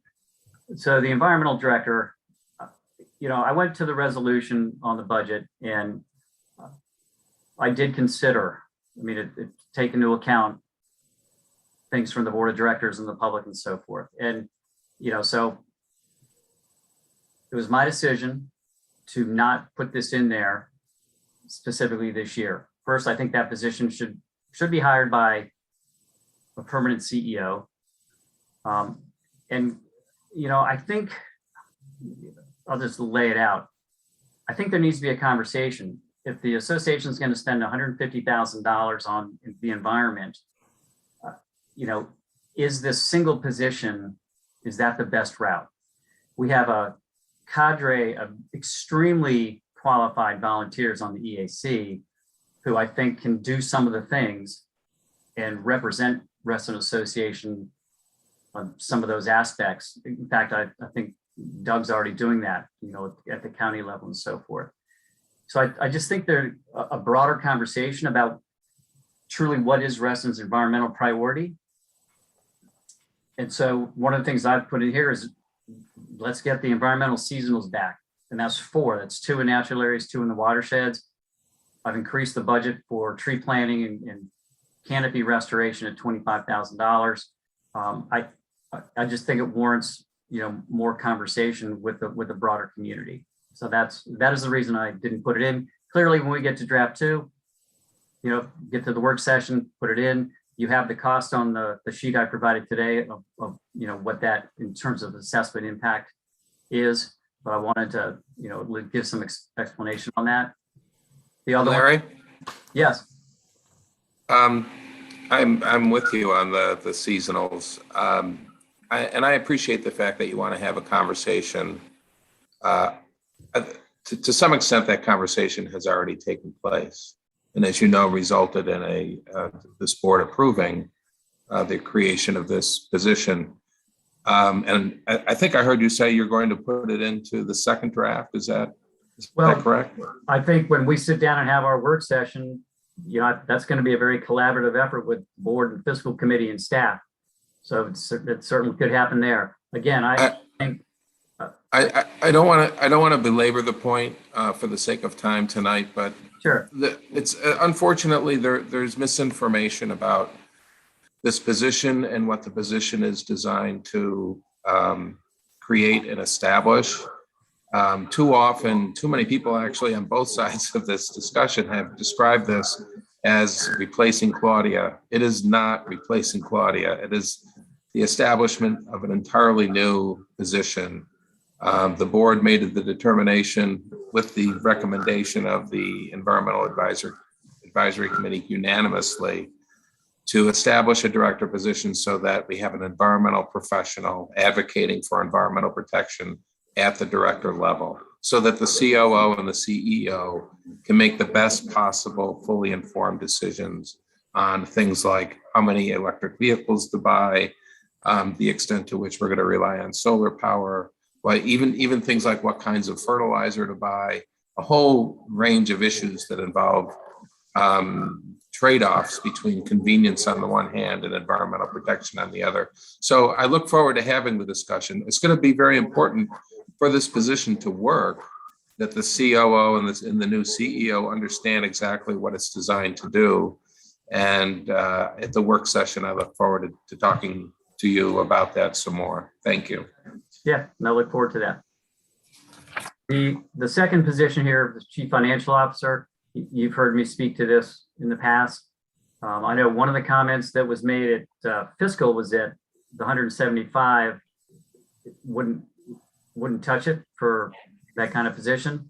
But I don't think we need it. We have a very skilled finance staff, and I think with the implementation of Sage Intacct, which will greatly increase the reporting capabilities, as well as provide board members and the fiscal committee the ability to run their own reports, of course, read-only reports. I think we've got the right staff in-house right now to do this. I mean, Restaurant Association is not that complicated of an organization. I think if Tom and Dave are freed up on a little bit of their time, I think we can move things along quite well. So that's all I'm going to say about that. Next slide, please. Some other personnel notes. We've included an additional $119,000. About $59,000 of that, if I got my numbers right, is specifically for the watershed and natural areas work. The other places where that lands is in pathways and rec areas. And this is bringing us back up to prior levels of seasonal assistance, and that they all kinds of things, whether it's trash pickup, plantings, you name it. Vacancy attrition and savings. We see this each year.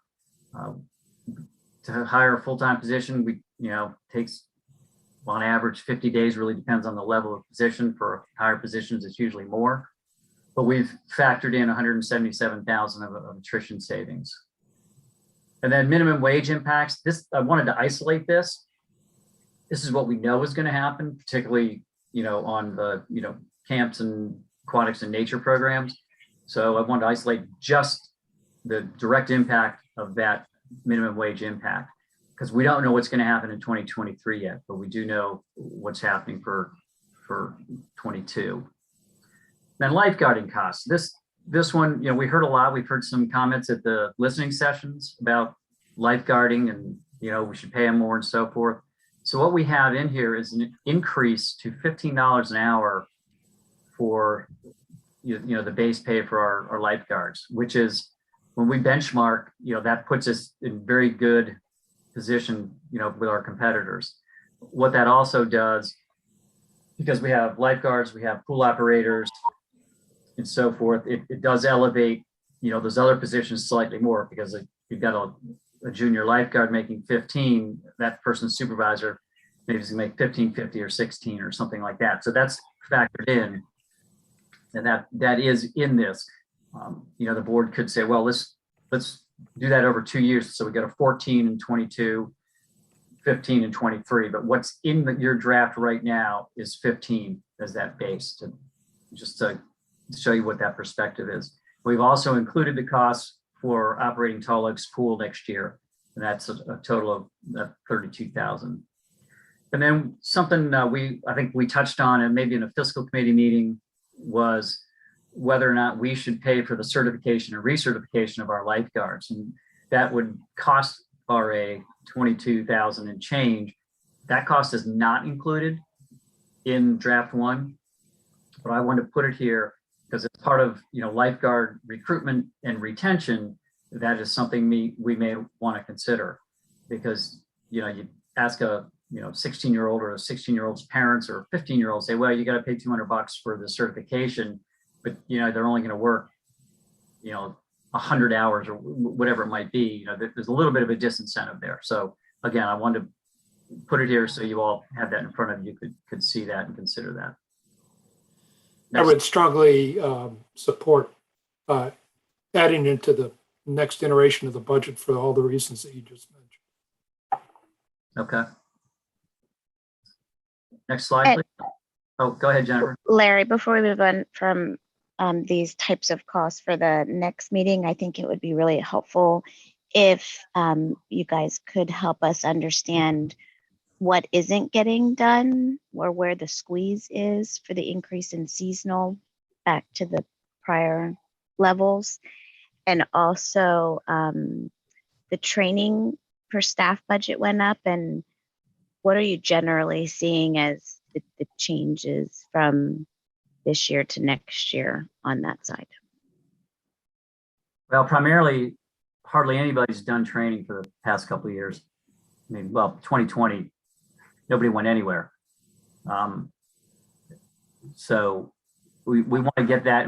That's a, professional development we think is a good thing for our staff. And so we can itemize that for you a little better, if that would help.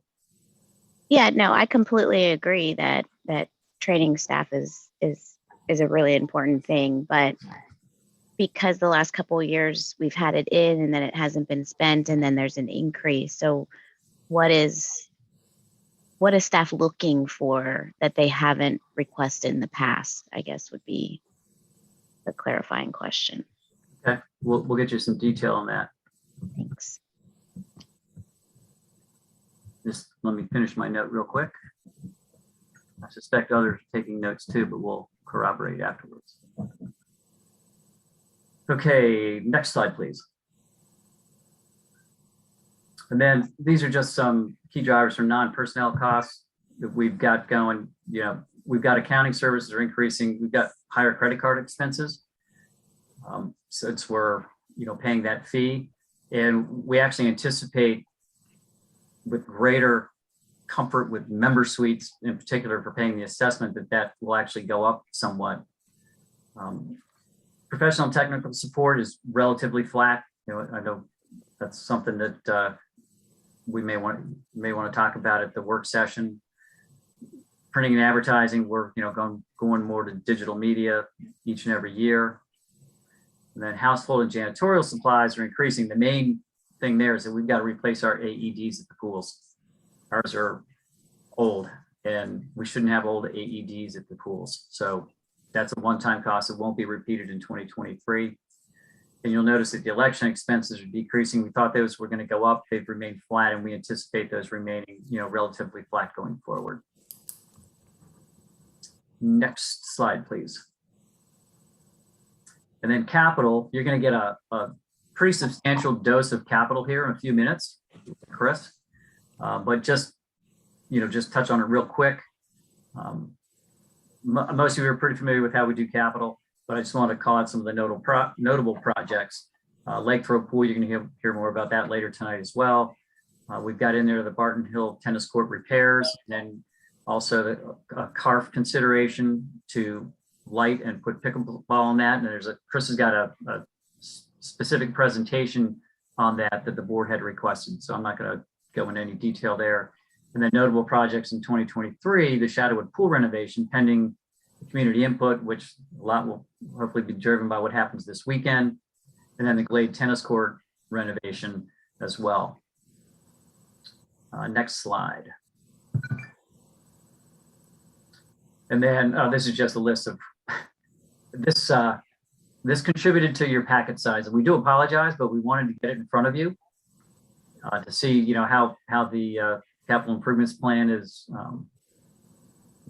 moving along. And hopefully if you haven't read it, I encourage you to do that. Chris has done a really great job on that to, put it all in one document and give some explanations and so forth. So hopefully you're enjoying that read. Even though it's long.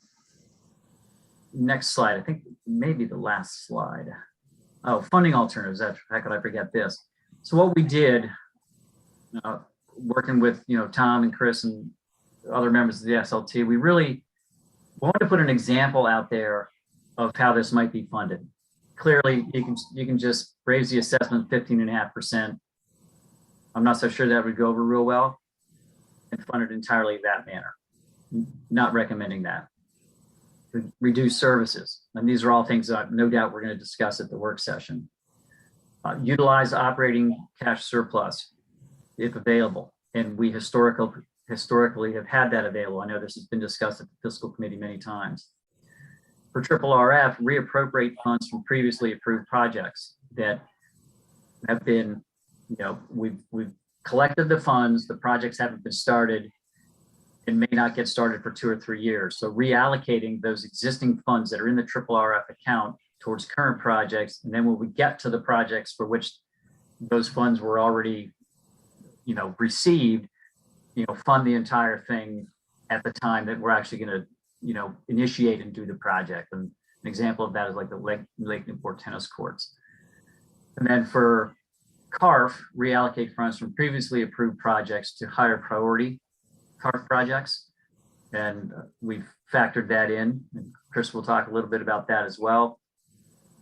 And then also reduce the contribution to RRF by $600,000. Chris has done a great job of working on the capital budget, which again, there's a lot of details built into your board packet. And we can do that without jeopardizing the minimum fund balance. And that in and of itself can reduce the assessment by about $28. Again, without jeopardizing the minimum fund balance. It does require a board vote for the resolution. But again, I wanted to get this out here so that you understand the various methods that the board has available to it to fund whatever it is that ultimately is decided on for the budget. And there's a chart, I think the next on the last slide is a chart that just kind of walks through that. Larry, excuse me, it looks like Mike Collins has raised his hand. Okay, I only see like 5 people, so I'm sorry. Got it. Thanks, Larry. And thank you for thinking creatively about these challenges. One thing I would like to see, and I know Director Mooney will pipe in, is the alternative of borrowing in order to spread this cost amongst future members so that we're not asking current members to pay the whole bill. Is it possible in the next couple of weeks to have an alternative like that set up? Maybe, I don't know if fiscal would have time to look at it, but before we have this meeting on the 4th, I would sure like to see something like that. Sure. I mean, I think Tom and Dave can pretty readily, go out to a couple of local institutions. Yeah. At least get some some basic terms for sure. Different notes and so forth, and what that would look like, both from a principal and interest standpoint. Okay. Yeah, that's it. Just a basic. We're not gonna get a term sheet, but we could get something. Yeah, Tom, is that should be doable? As a matter of fact, I had that conversation with Katie with Truist to see what kind of rates and terms we could get if we borrowed. I threw out anywhere from $2 million to $5 million. What kind of terms we would need to do and what collateral we would have to give up, if any, in order to secure a loan. So I started that conversation with at least our bank, Truist. Mm-hmm. That's great, Tom. Thank you for doing that, Tom. That's excellent. John? First of all, thanks to my colleague, Mike Collins, for saying what I would have said anyway. And thank you, Tom Deal, for beginning to investigate rates. But and Mike's point is very important, that I've heard some describe financing as passing down a burden to future generations. But really, that's only half the picture. What we're doing by financing is passing down the benefits as well as the burdens that future generations who will use these facilities during their useful life should bear both the benefits and the burdens. So the other thing I would say, I would ask Tom and you, Larry, to consider, and that we discuss with fiscal, is not only borrowing rates and collateral and stuff like that, but also what situations would most benefit from financing? Like, is there a certain amount within a certain amount of time or of a certain type? So the people who do this well have actually have ratios that they use to say how much borrowing versus how much pay go. They say, they have very careful criteria for beginning this financing of capital projects. And we need that strategic information as well as just borrowing rates. Does that make any sense? I think so. The banks are going to look at the purpose behind the borrowing. They're going to establish whether you would do a line of credit or a term loan. And that'll drive not only the amount, but the rate they charge, as well as whether you're going to do it unsecured or with collateral. And I'm sure Tom would say we're at early days on this issue. It's a little bit more, it will be a little bit more interesting with an HOA, and maybe, John, your experience with Columbia and discussions you've had with their staff might be helpful to get an idea of how they've approached financing. I can. But we don't want to get into their mode, because they finance a substantial portion of their funding. Right, they had to build their own facilities, whereas we received them. But because we're at that part in the life cycle where, in a sense, we have to rebuild our facilities, we're now going through what they went through originally. But basically, they have funded 38% of their capital projects, I think, in the last 10 years. But they have, in my discussions with their CFO, vice president, they have found it most useful not to even think about bonds, but do bank loans. Okay. Yeah, we'll certainly look into that. Jennifer, you have your hand up. I would just ask that we also have fiscal weigh in when we meet next on this, because they've actually had discussions on it multiple times and have some recommendations for us. Although I will say their recommendation is not so far, as Bob and I have experienced, is not to go this route, because cash is not an issue for the association. So it's not a budget issue.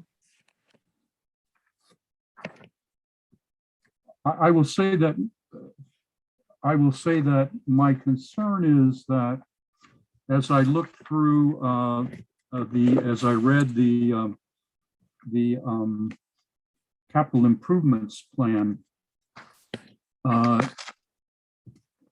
as I think we all know, the latest version that Bob and Chris and Tom and Larry have worked on showed that we're facing a total of little over $40 million in triple RF expenses between 2022 and 2031. And then longer term, which are always less precise, we're looking at a total costs of $80.6 million between 2032 and 2048. So we need to start thinking about how we're going to do this without having erratic assessments necessary with high peaks. And I think it's time for us to look at this very carefully. And I don't disagree, but I am afraid that it is going to mix itself into our budget conversation and should be a topic that the board takes up separately from the budget. Or we'll go down a rabbit hole. Yes, I doubt that we need to finance this year, but I think the need to finance may come more quickly than we anticipate. And we may need, and we need to start thinking now, but thinking separately about this, Jennifer, absolutely. From the budget work session? Yes. Because that's what I'm saying is, can we not have it at the budget work session? But I think to announce this at the budget work session as a topic that we want to talk about, not just fiscal by itself, but fiscal and the board and our staff, I think is an important point to make, even in the next budget work session. Okay. Moving on. Any other hands up? So I've already talked about that, and I think that was the last slide in my deck. And so if there aren't other burning questions at this point, I've got some notes. Others have gotten notes, I think, and we will we'll move ahead and work with Bob and get set for the work session. And then since I talked about capital, I'm going to turn it over to Chris to do a little bit deeper dive on some of that. Thank you, Larry. You're welcome. Good evening. Good evening, Chris. Just pull this up real quick. So this presentation was initially for informational only, so it was provided ahead of time for you guys to review. But there is one topic that I would like to discuss as an action item, which is in regards to Hook Road tennis, but I'm not sorry, Hook Road ball field and Hook Road Park in general. But before I get to that, I just wanted to just check and see if you guys had any specific questions in regards to the other portions of the presentation.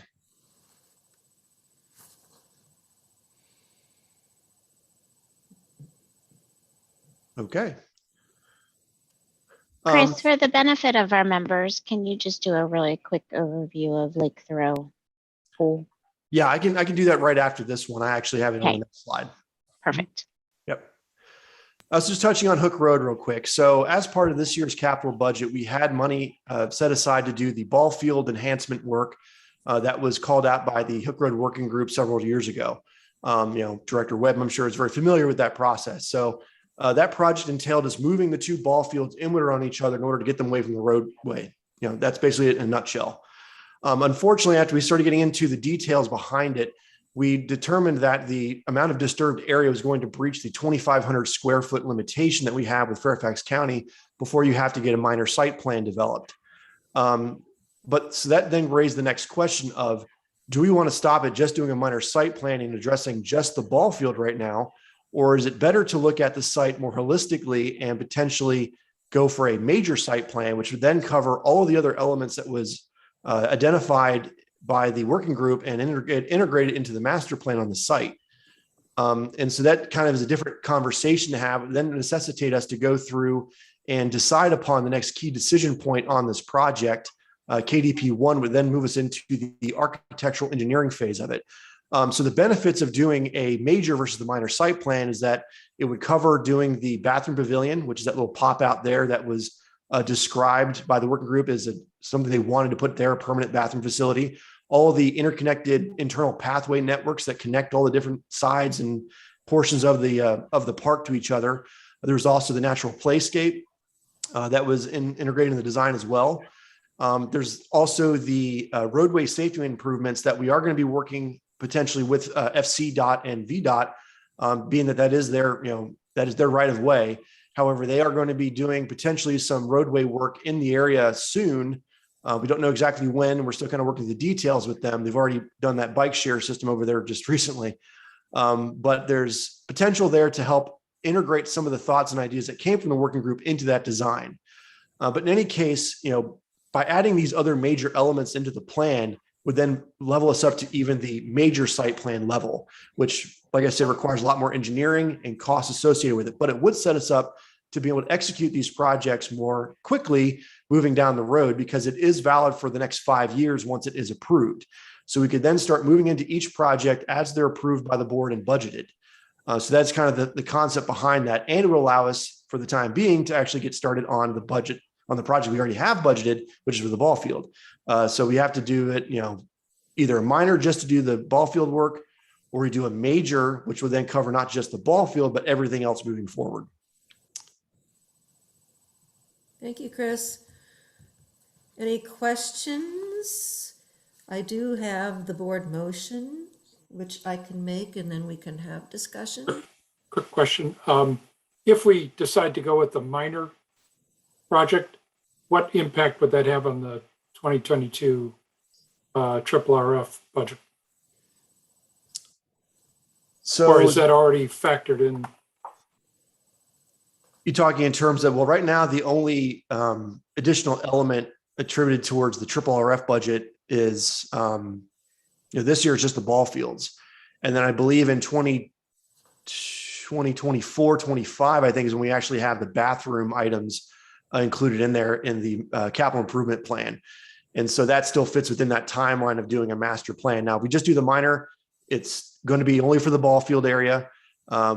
If we then decide at some other point to then do the bathroom, we would then have to go through another reapplication process, which would be, some additional costs on top of what we already spent on the minor site plan. So you're kind of duplicating effort and expense by doing a minor and then waiting and then doing a major later anyway. Okay, so this $30,000 to $50,000 cost would be done this year.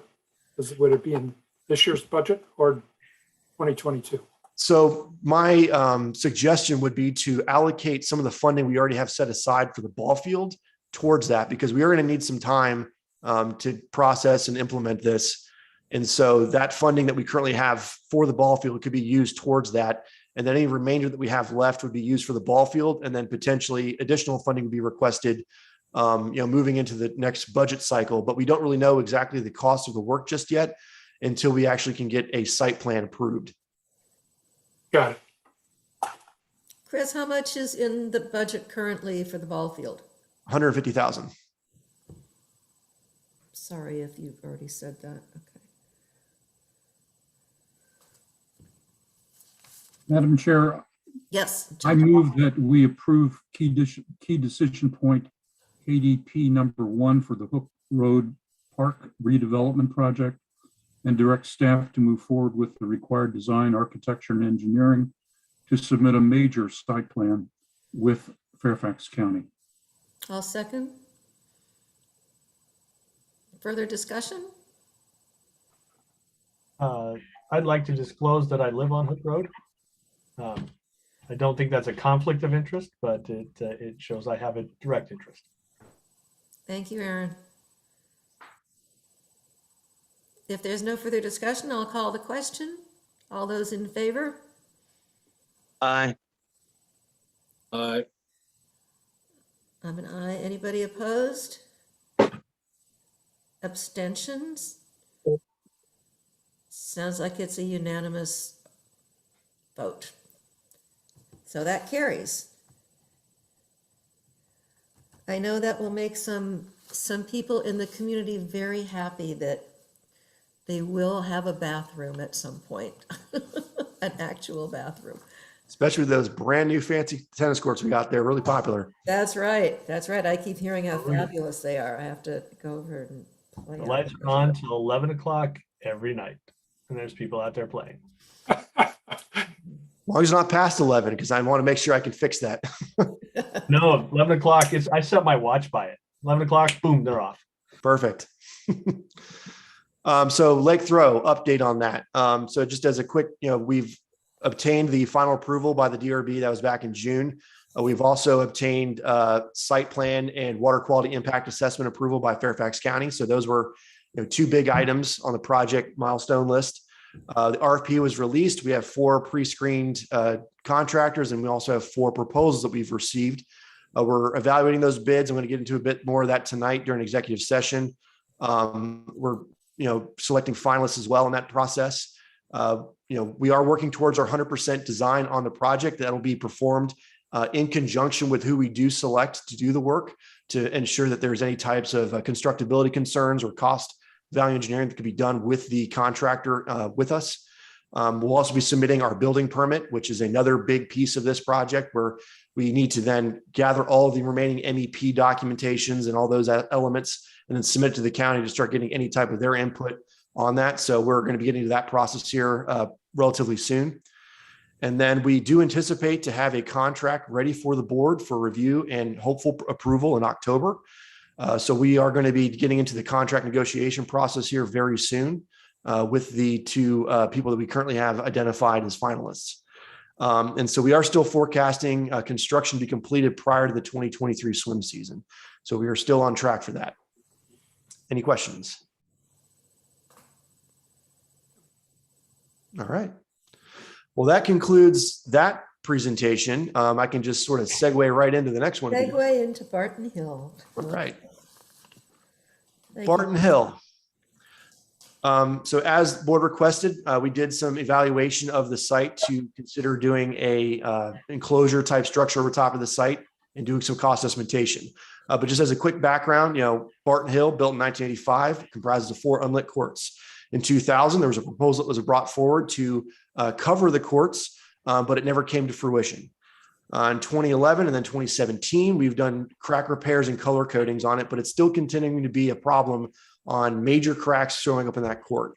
The geotech study that we just had completed, I'm waiting on the report to come back, showed that we have at least 2, maybe even 3, but they had to bring on a larger piece of machinery to get through all of the material that they were finding. There's over 30 inches of it. So you can tell there is a humongous amount of material of previous courts, gravel, before you even get to dirt on that court, which is why we're likely seeing all the problems that we have with cracking, as shifting and movement and reflections of cracks make their way to the surface. I described that in a bit more detail in the capital improvement plan, if you feel to look into it. And so, if we ever to do any kind of additional improvements to these courts beyond just repairing them, now is the time to do it. And I'll go into that a bit more here. So 2 cover options were evaluated by the staff and Kimley Horner engineers, and they were the hard and soft structures. Really that's about the 2 best options you can look at for something that has this much vertical and horizontal span. And they're also going to be the most cost-effective options. And so the minimum height that we also necessitated was 40 feet over the playing area. So that actually gives enough room for tennis players when they volley and whatnot to start pinging them off the ceiling. It becomes more like racquetball. So some assumptions were made as part of this cost estimation, and that was only one of the 2 court facilities would be covered. So in that bottom image, you can see the red cloud around it would be court number 2. We selected court number 2 because A, it would have the least tree impacts if we tried to put a cover over top of it.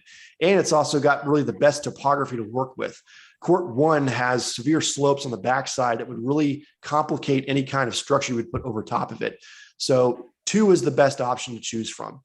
This cover would be for just seasonal play. It would not make it for year-round play. So it's not going to be climate controlled. It's just there to keep inclement weather like rain and snow off the courts.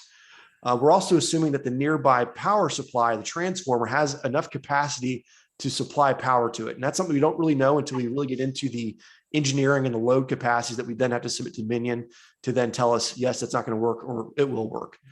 The foundational design of the roof, and this is kind of a big point of this, necessitates a rebuild of the existing courts because it needs to have a structural connection between the 2 sides. And this is really because when you have a roof structure this large and open, you have a lot of wind load, which is lift of winds underneath the actual structure and trying to push it up.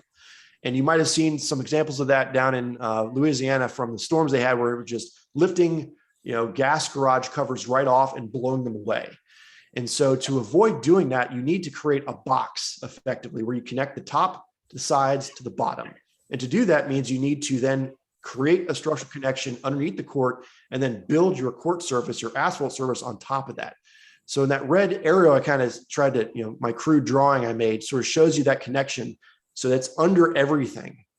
And so there's really no ability, unless you're going to have some severe collateral damage and loss, to then try to put a roof after you then renovate it. So if you're ever going to do a roof on it, you really should do it as part of a court renovation. It's not something you can just sort of slap on after you do this kind of court rebuild.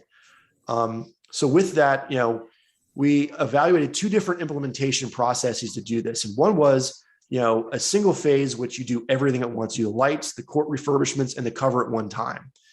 And then the second option, which I said is not really ideal because you end up wasting a lot of money in the process, is to light the court and do the refurbishments, but then come back and try to put a cover in 5 years later. But in that instance, we would only be addressing just court number 2. So the work we did in court number 1 would not be a loss. On 2, however, it would be, because you just did the court refurbishments, and then 5 years later, you then have to tear it all up again to then put in the structural connection to then put a roof on it. So you'll see how that impacts the cost effectively on this slide. So as I said, we suggest doing a single phase. If you're going to do this, do it now. The savings are substantial versus having to split it up. So to install a lighted hardcover refurbished court, so all the different elements, is going to be between $1.5 and $2 million. To do a soft cover is a slight reduction by about $100,000. So it'll be between 1.4 and 1.9. Now, if you exclude any of those cover options and we just stick to just doing the court refurbishments and lighting, it'll be between $720 and $895. And already within the budget, and it has been for a while, is $850, which would then cover, the court refurbishments as well as the lighting. And so that kind of gives you a breakdown of all your different options to choose from. Now, like I said, if you do the 2-phase option, you instead going between a 1.5 to 2 million, you're now going between a 1.8 and 2.5. And that's really because you're now duplicating the extra cost of redoing the court over again after you tore it up. So any questions? I have one, Chris. What are the lifespan estimates of the 2 different types of covers, the hard versus the soft? The hard would probably have a slightly longer lifespan. I would probably guess somewhere in the realm of 35 to 40 years, since it would be probably a standing metal seam style. And then the soft covers would probably be maybe 5 to 10 years less than that, depending on a lot of different factors such as care and maintenance. So you are going to see a reduction, but it's not as dramatic as you may think, because those covers are pretty tough. And they'll also be, having some structural skeleton support beneath of it. So it's not going to just flap in the wind, but they aren't going to last as long. And so you probably will end up seeing a little bit of a return on investment going with a hard cover versus a soft.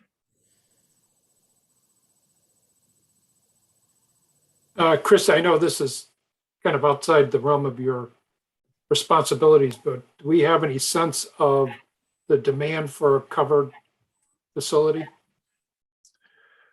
I've heard, and like I said, this is kind of anecdotal. I do know that we've talked about this before. You can see from the multiple examples over the years between Barton Hill, Lake Newport, about having a covered facility for extended play. I know the absolute desire would actually be a year-round climate-controlled facility, albeit that it would be very expensive to do that. You're probably talking, upwards of $2 million to do something like that. So from my understanding, yes, there is a desire to have it, but Laura or Rob with our tennis department could probably speak a bit better to that than I could.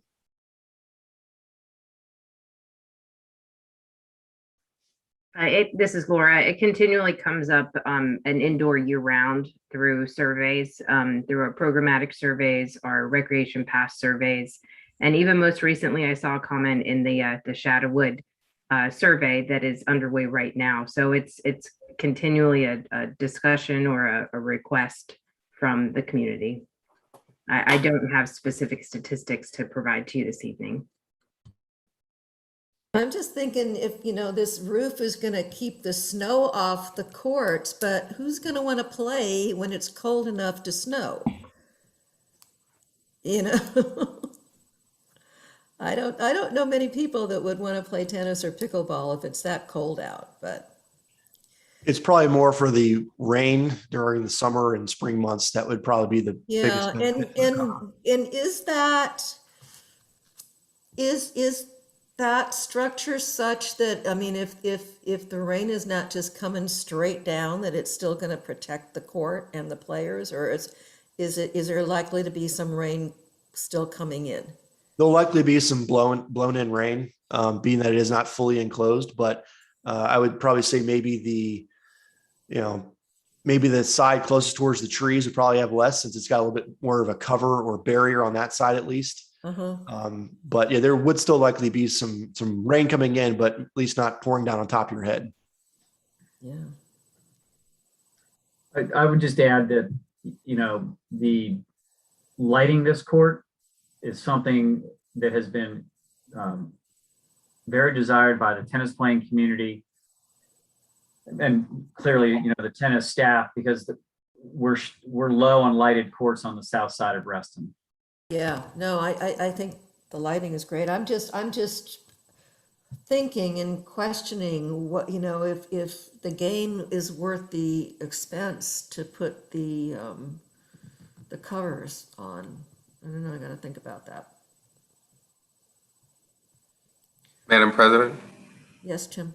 I have a similar concern. If we could be assured that there'd be no dampness on the court, I'd have a different perspective. But once it becomes even just a little bit wet, it becomes a safety issue. Right.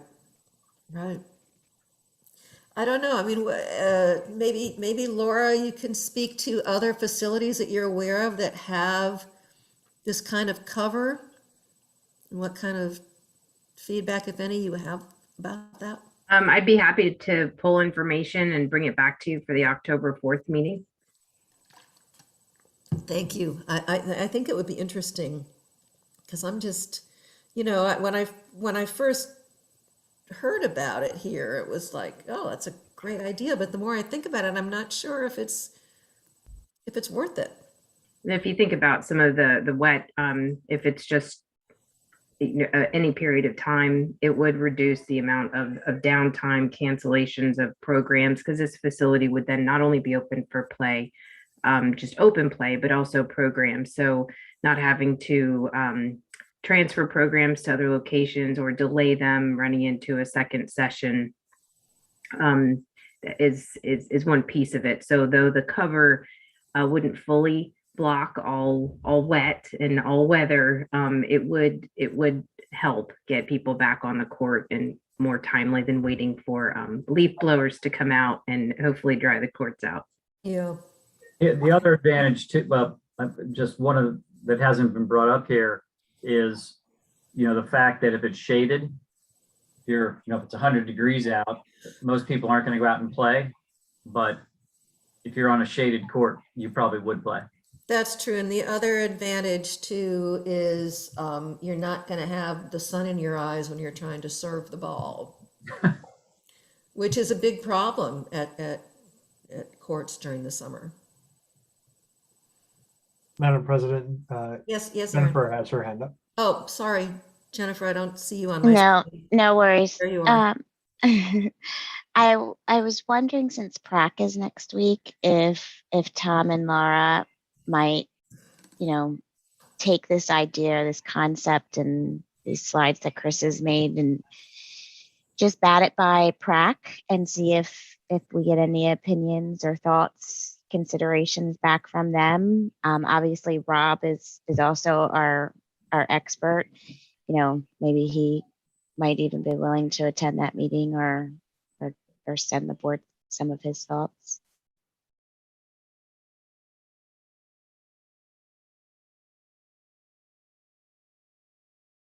If I could add a couple of thoughts. When I first moved to Reston, I lived down off of Barton Hill, and it is a very dark neighborhood.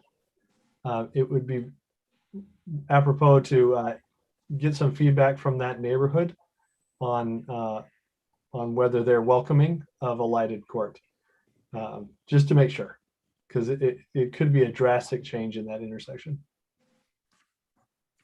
I have a long history with that neighborhood, Aaron. I'm not in my office right now, but I do have some pins that were made that say "Stop the Bubble" that were generated from that neighborhood many years ago when we had an unsolicited proposal come to us to cover those courts. But as one thing to keep in mind too, I mean, everything has to go through the DRB, and if there's an additional court to light where the impacts to adjoining homeowners is going to be less than any other court that we might consider lighting, it is this one. Yeah. Yes, Bob. I just wonder if having 2 covered tennis courts will only be a source of frustration for our tennis players. You know, with only 2 covered courts in the whole of Reston, there will be, you know, why not my neighborhood? And I'm not saying that it shouldn't be done. It was just kind of just struck me as it will become, you know, for certain people, it'll be very attractive to go. And I don't know how it'll affect, you know, other neighborhoods, but that shouldn't be, you know, a stopper. If it becomes popular, then we'll get letters from the members saying, add some more to the north side. Or find a place for a bubble. Right. Please. At 2.5, you know, about $2.5 million. You know. But we're paying Herndon. We're paying Herndon. Well, maybe maybe it suggests some kind of surcharge that for covered tennis, if you went to a bubble, you couldn't.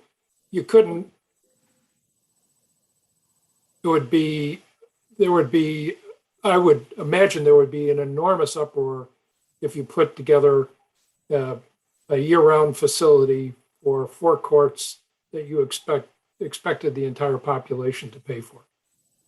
Is my point.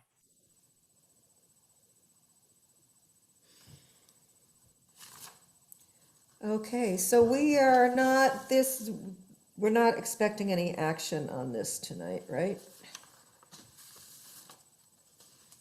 No. That's correct. Okay. Okay, thank you, Chris. Any other questions on this before we let Chris go?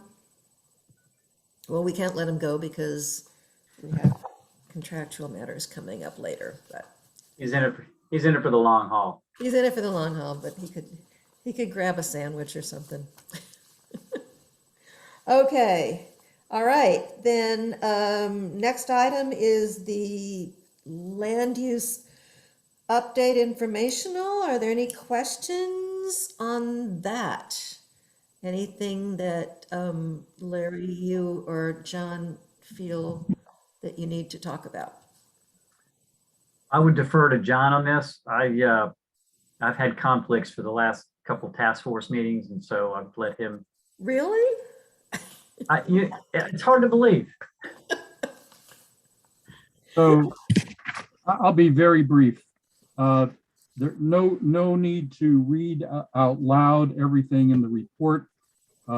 Really, the first 3 pages are the most important, with background information in the as they say, back of the slide pages. The one thing that I want to say is that we have started meeting again in September after an August break. I'm talking about the Comp Plan Task Force. We're meeting on September 22nd, 11th, and 25th.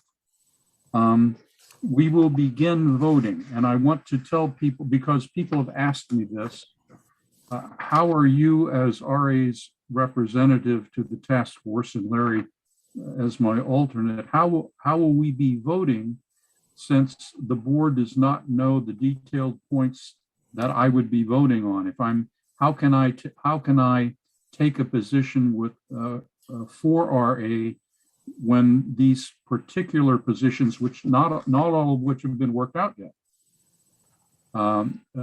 since those have not been brought to a vote by RA. So what I'm going to do is I will vote, I will not vote, but I will abstain when these issues are brought up at the task force, reserving my vote for when I will vote as a member of the full board. Supervisor Alcorn has said he will be meeting with us in October or November to go over the task force. At that time, Larry and Jennifer and I will articulate the main decision issues in this very long document at that point, and the board will be able to take a position on it as a whole. So I will not be voting for the board when the task force begins voting in October. Does that make sense? Yep. Jennifer? Yes, Jennifer. I would just encourage all of us as board members to talk to our neighbors and, get the word out to our communities. If you have listservs or groups, that this is coming to a close and people should really start paying attention, getting feedback from the community to help inform us what's important to them so that we can take the right action. Reston Association has a big constituency that goes into this comp plan. And so I think our voice is really important as part of it. And I hope that we do take a stance at a future board meeting. But I think that, letting people know that this is coming to a close is a really important thing so that they actually start paying attention if they haven't already attended some of the meetings. And they all are recorded and online on Walter Alcorn's YouTube page. So, and obviously, I'm sure that Larry and John would be happy to, flag some emails or, help explain something that a member is particularly interested in and what the task force has done already on it. And there will be town halls at some point, right? There will also be After, yeah, community town halls, yes. after Walter comes to talk to us. Yeah. So what's happening right now is the working groups are finalizing their drafts of the chapters. Already, Fairfax County staff has begun reviewing some of those chapters. And then the task force will review staff's review and then make a next stage of changes to the drafts. So it's a long process with, I think Walter has arranged for a lot of checks and balances here. Okay. Thank you, John. Any other questions? Okay. John, you're up next. Board training proposals. And let me get to that spot here. Just 1 second here.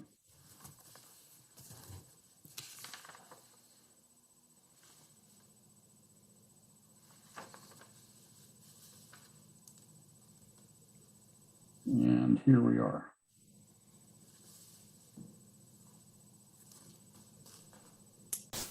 So the Board Governance Committee voted to propose to the board for its consideration 2 training proposals. One is on diversity, equity, inclusion training, DEI.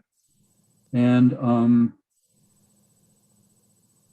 so what we proposed is a 3-step DEI training program for individual board members, for the board. One is a web-based DEI training for individual members, contracted as we will decide in executive session. So staff has already done this DEI, or again, diversity, equity, inclusion training. And what it does minimally is provide board members with a common vocabulary to understand these DEI issues. Then we propose a short open meeting board discussion on DEI as we experienced it on the individual level, to be conducted after completion of the proposed board collaborative communication training, which is the second thing we'll talk about.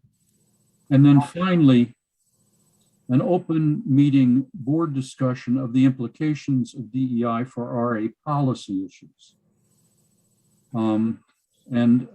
Several board members have recommended DEI training, and this recommendation was one of the tasks that the BGC put on its work plan, and so we recommend that. The second thing is we recommend a collaborative communication training for the board, and indeed a full day workshop, so roughly from about 8 in the morning till about 3, to help the board improve its collaborative communication skills, both in our meetings and outside our meetings. We have, as we all know, struggled with this at times. And the board would be advised by RA's HR director on the hiring of a competent facilitator for this workshop. And we would decide that contract in a later executive session. One of our colleagues has suggested, instead of the collaborative communication training, that we have a facilitated collaborative communication training, that we instead have a facilitated DEI training. And the way I see it is, we have whatever issues of DEI we may be struggling with individually or as a board, there is a set of issues of which DEI is a part. So I recommend to the board, and this will only work if we have all board members attend, so that we all share the experience, that we go through this collaborative communication training, which is an umbrella big enough to include DEI issues. We would not talk about board business, because this would be a closed workshop. So we would have guardrails to keep us from doing that. But we, the BGC, thought it was an important thing. So those are the two the two training programs that we're recommending. Any questions? And we would do this probably after the budget ended. Some have suggested that we should wait and leave this for the new board, but we're going to be onboarding a new CEO, hopefully before the new board comes. And I think it would be a great gift to that person for us to have gone through the collaborative communication training. Any questions or discussion or emotion or, yes, Tim? I wanted to let our colleagues know that I've actually taken the online DEI training. It's the same training that the RA staff has taken, and so I want to commend Hank, Larry, and Melissa for showing true leadership on this. The DEI training, the web-based training that I took, is excellent. As John says, it does provide a common vocabulary. It has a number of very thought-provoking vignettes during the course of the training. It takes a little bit over 90 minutes, I believe, to complete the training. It's very cost-effective. The cost numbers, are, as you saw from the packet, are minimal. So I highly recommend it. Thank you. Thank you, Tim. Yes, Bob. As John mentioned, I'm one of the directors that would prefer to to have this collaborative session as part of a new board orientation, then, but I also see the merit of John's, of the new CEO, of onboarding a new CEO. But I think it could very well become a part of the new board orientation, where you have an opportunity to meet with your fellow board members and talk about the coming year in how you're going to collaborate. So.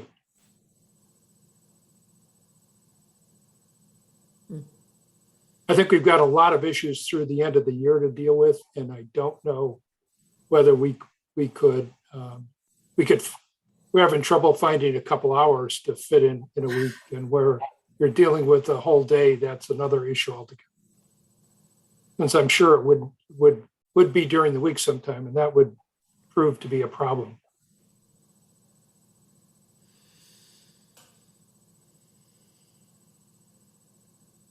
Any other thoughts? I feel I need a little bit more time to figure out where I'm coming down on this, but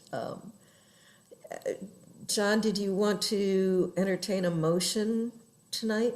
Sure, I'll make a motion, 2 motions that the board approve a 3-step diversity, equity, inclusion training for the Reston Association Board of Directors with a target completion date to be determined by the full board at a later time, and consisting of the 3 parts that I mentioned.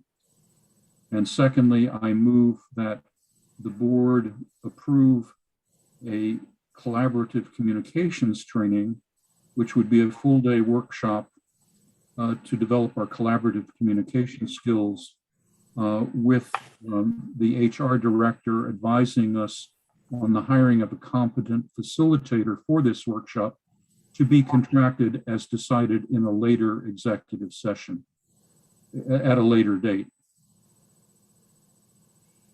John, are those 2 motions each requiring their own second, or is that all one? I make it as one recommendation, Yeah. one motion. I'll second. Thank you. I support both parts of this motion. I'm just, I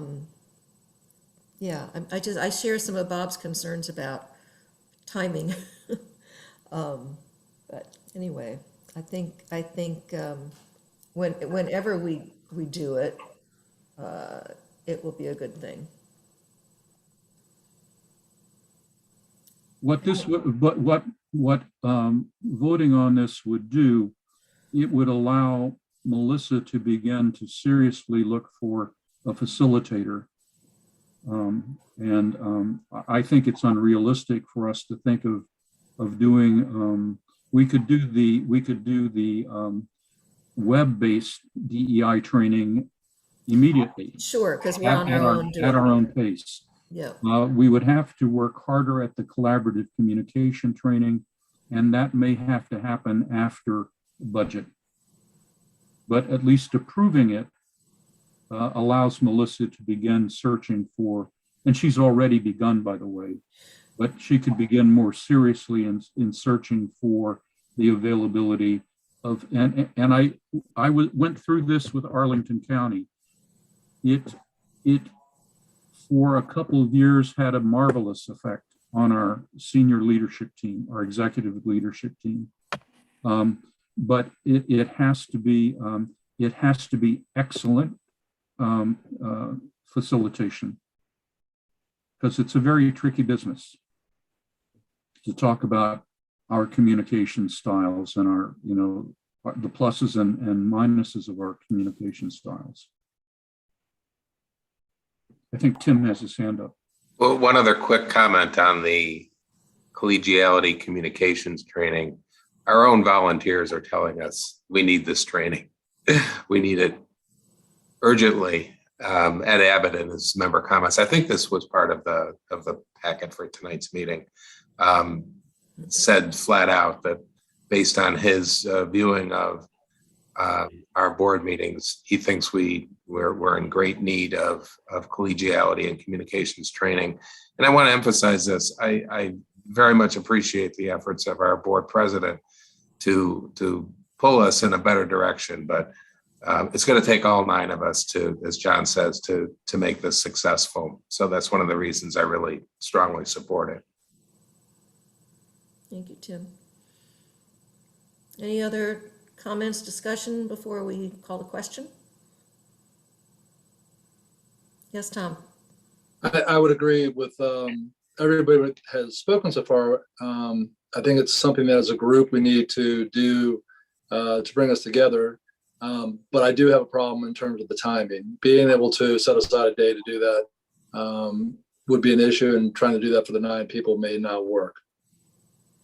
I think you, Tom, said that you could do it only on Sundays and Mondays. Is that correct? That's correct. Remember, correct, because of your real estate business. Yep. So. Yeah, it's going to be a challenge getting all 9 of us for sure. No matter but we do what we can. You know.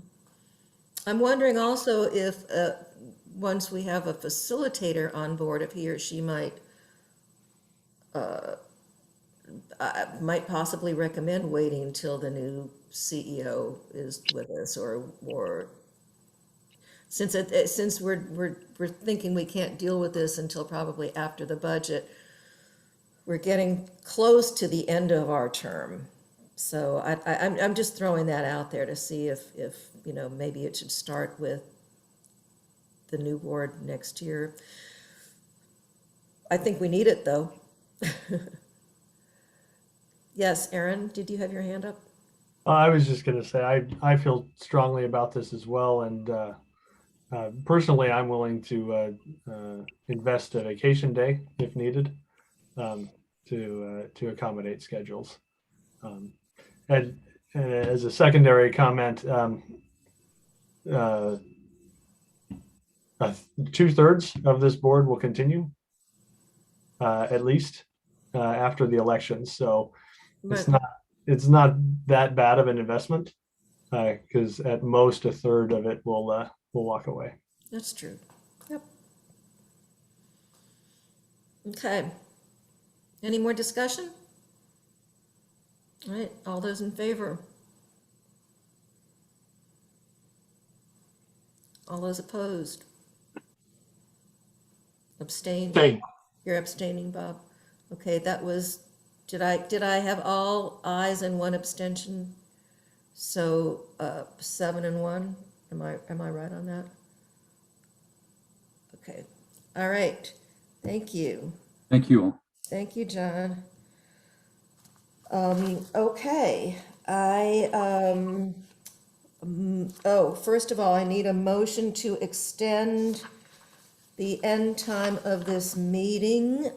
It is coming up on 9:30, and the only thing that's left is executive session. So, but we have quite a bit to cover in executive session. So I will make a motion to extend the end time of the meeting to 10:15. Does that sound like enough? Make it 10:30, and then we don't have to go through Then these. we don't have to do it emergency again. changes. Good idea, 10:30. And we'll aim to be done by 10:15. Yes, At least. we definitely will, and maybe even sooner. Okay, all those in favor? Okay, anybody opposed? No. Okay, thank you. So I move to convene into executive session to discuss violations, personnel, contractual matters, and to consult with counsel. So moved. I moved. You seconded? Okay. All those in favor? Okay. Without objection, take us into executive session, please, Christina.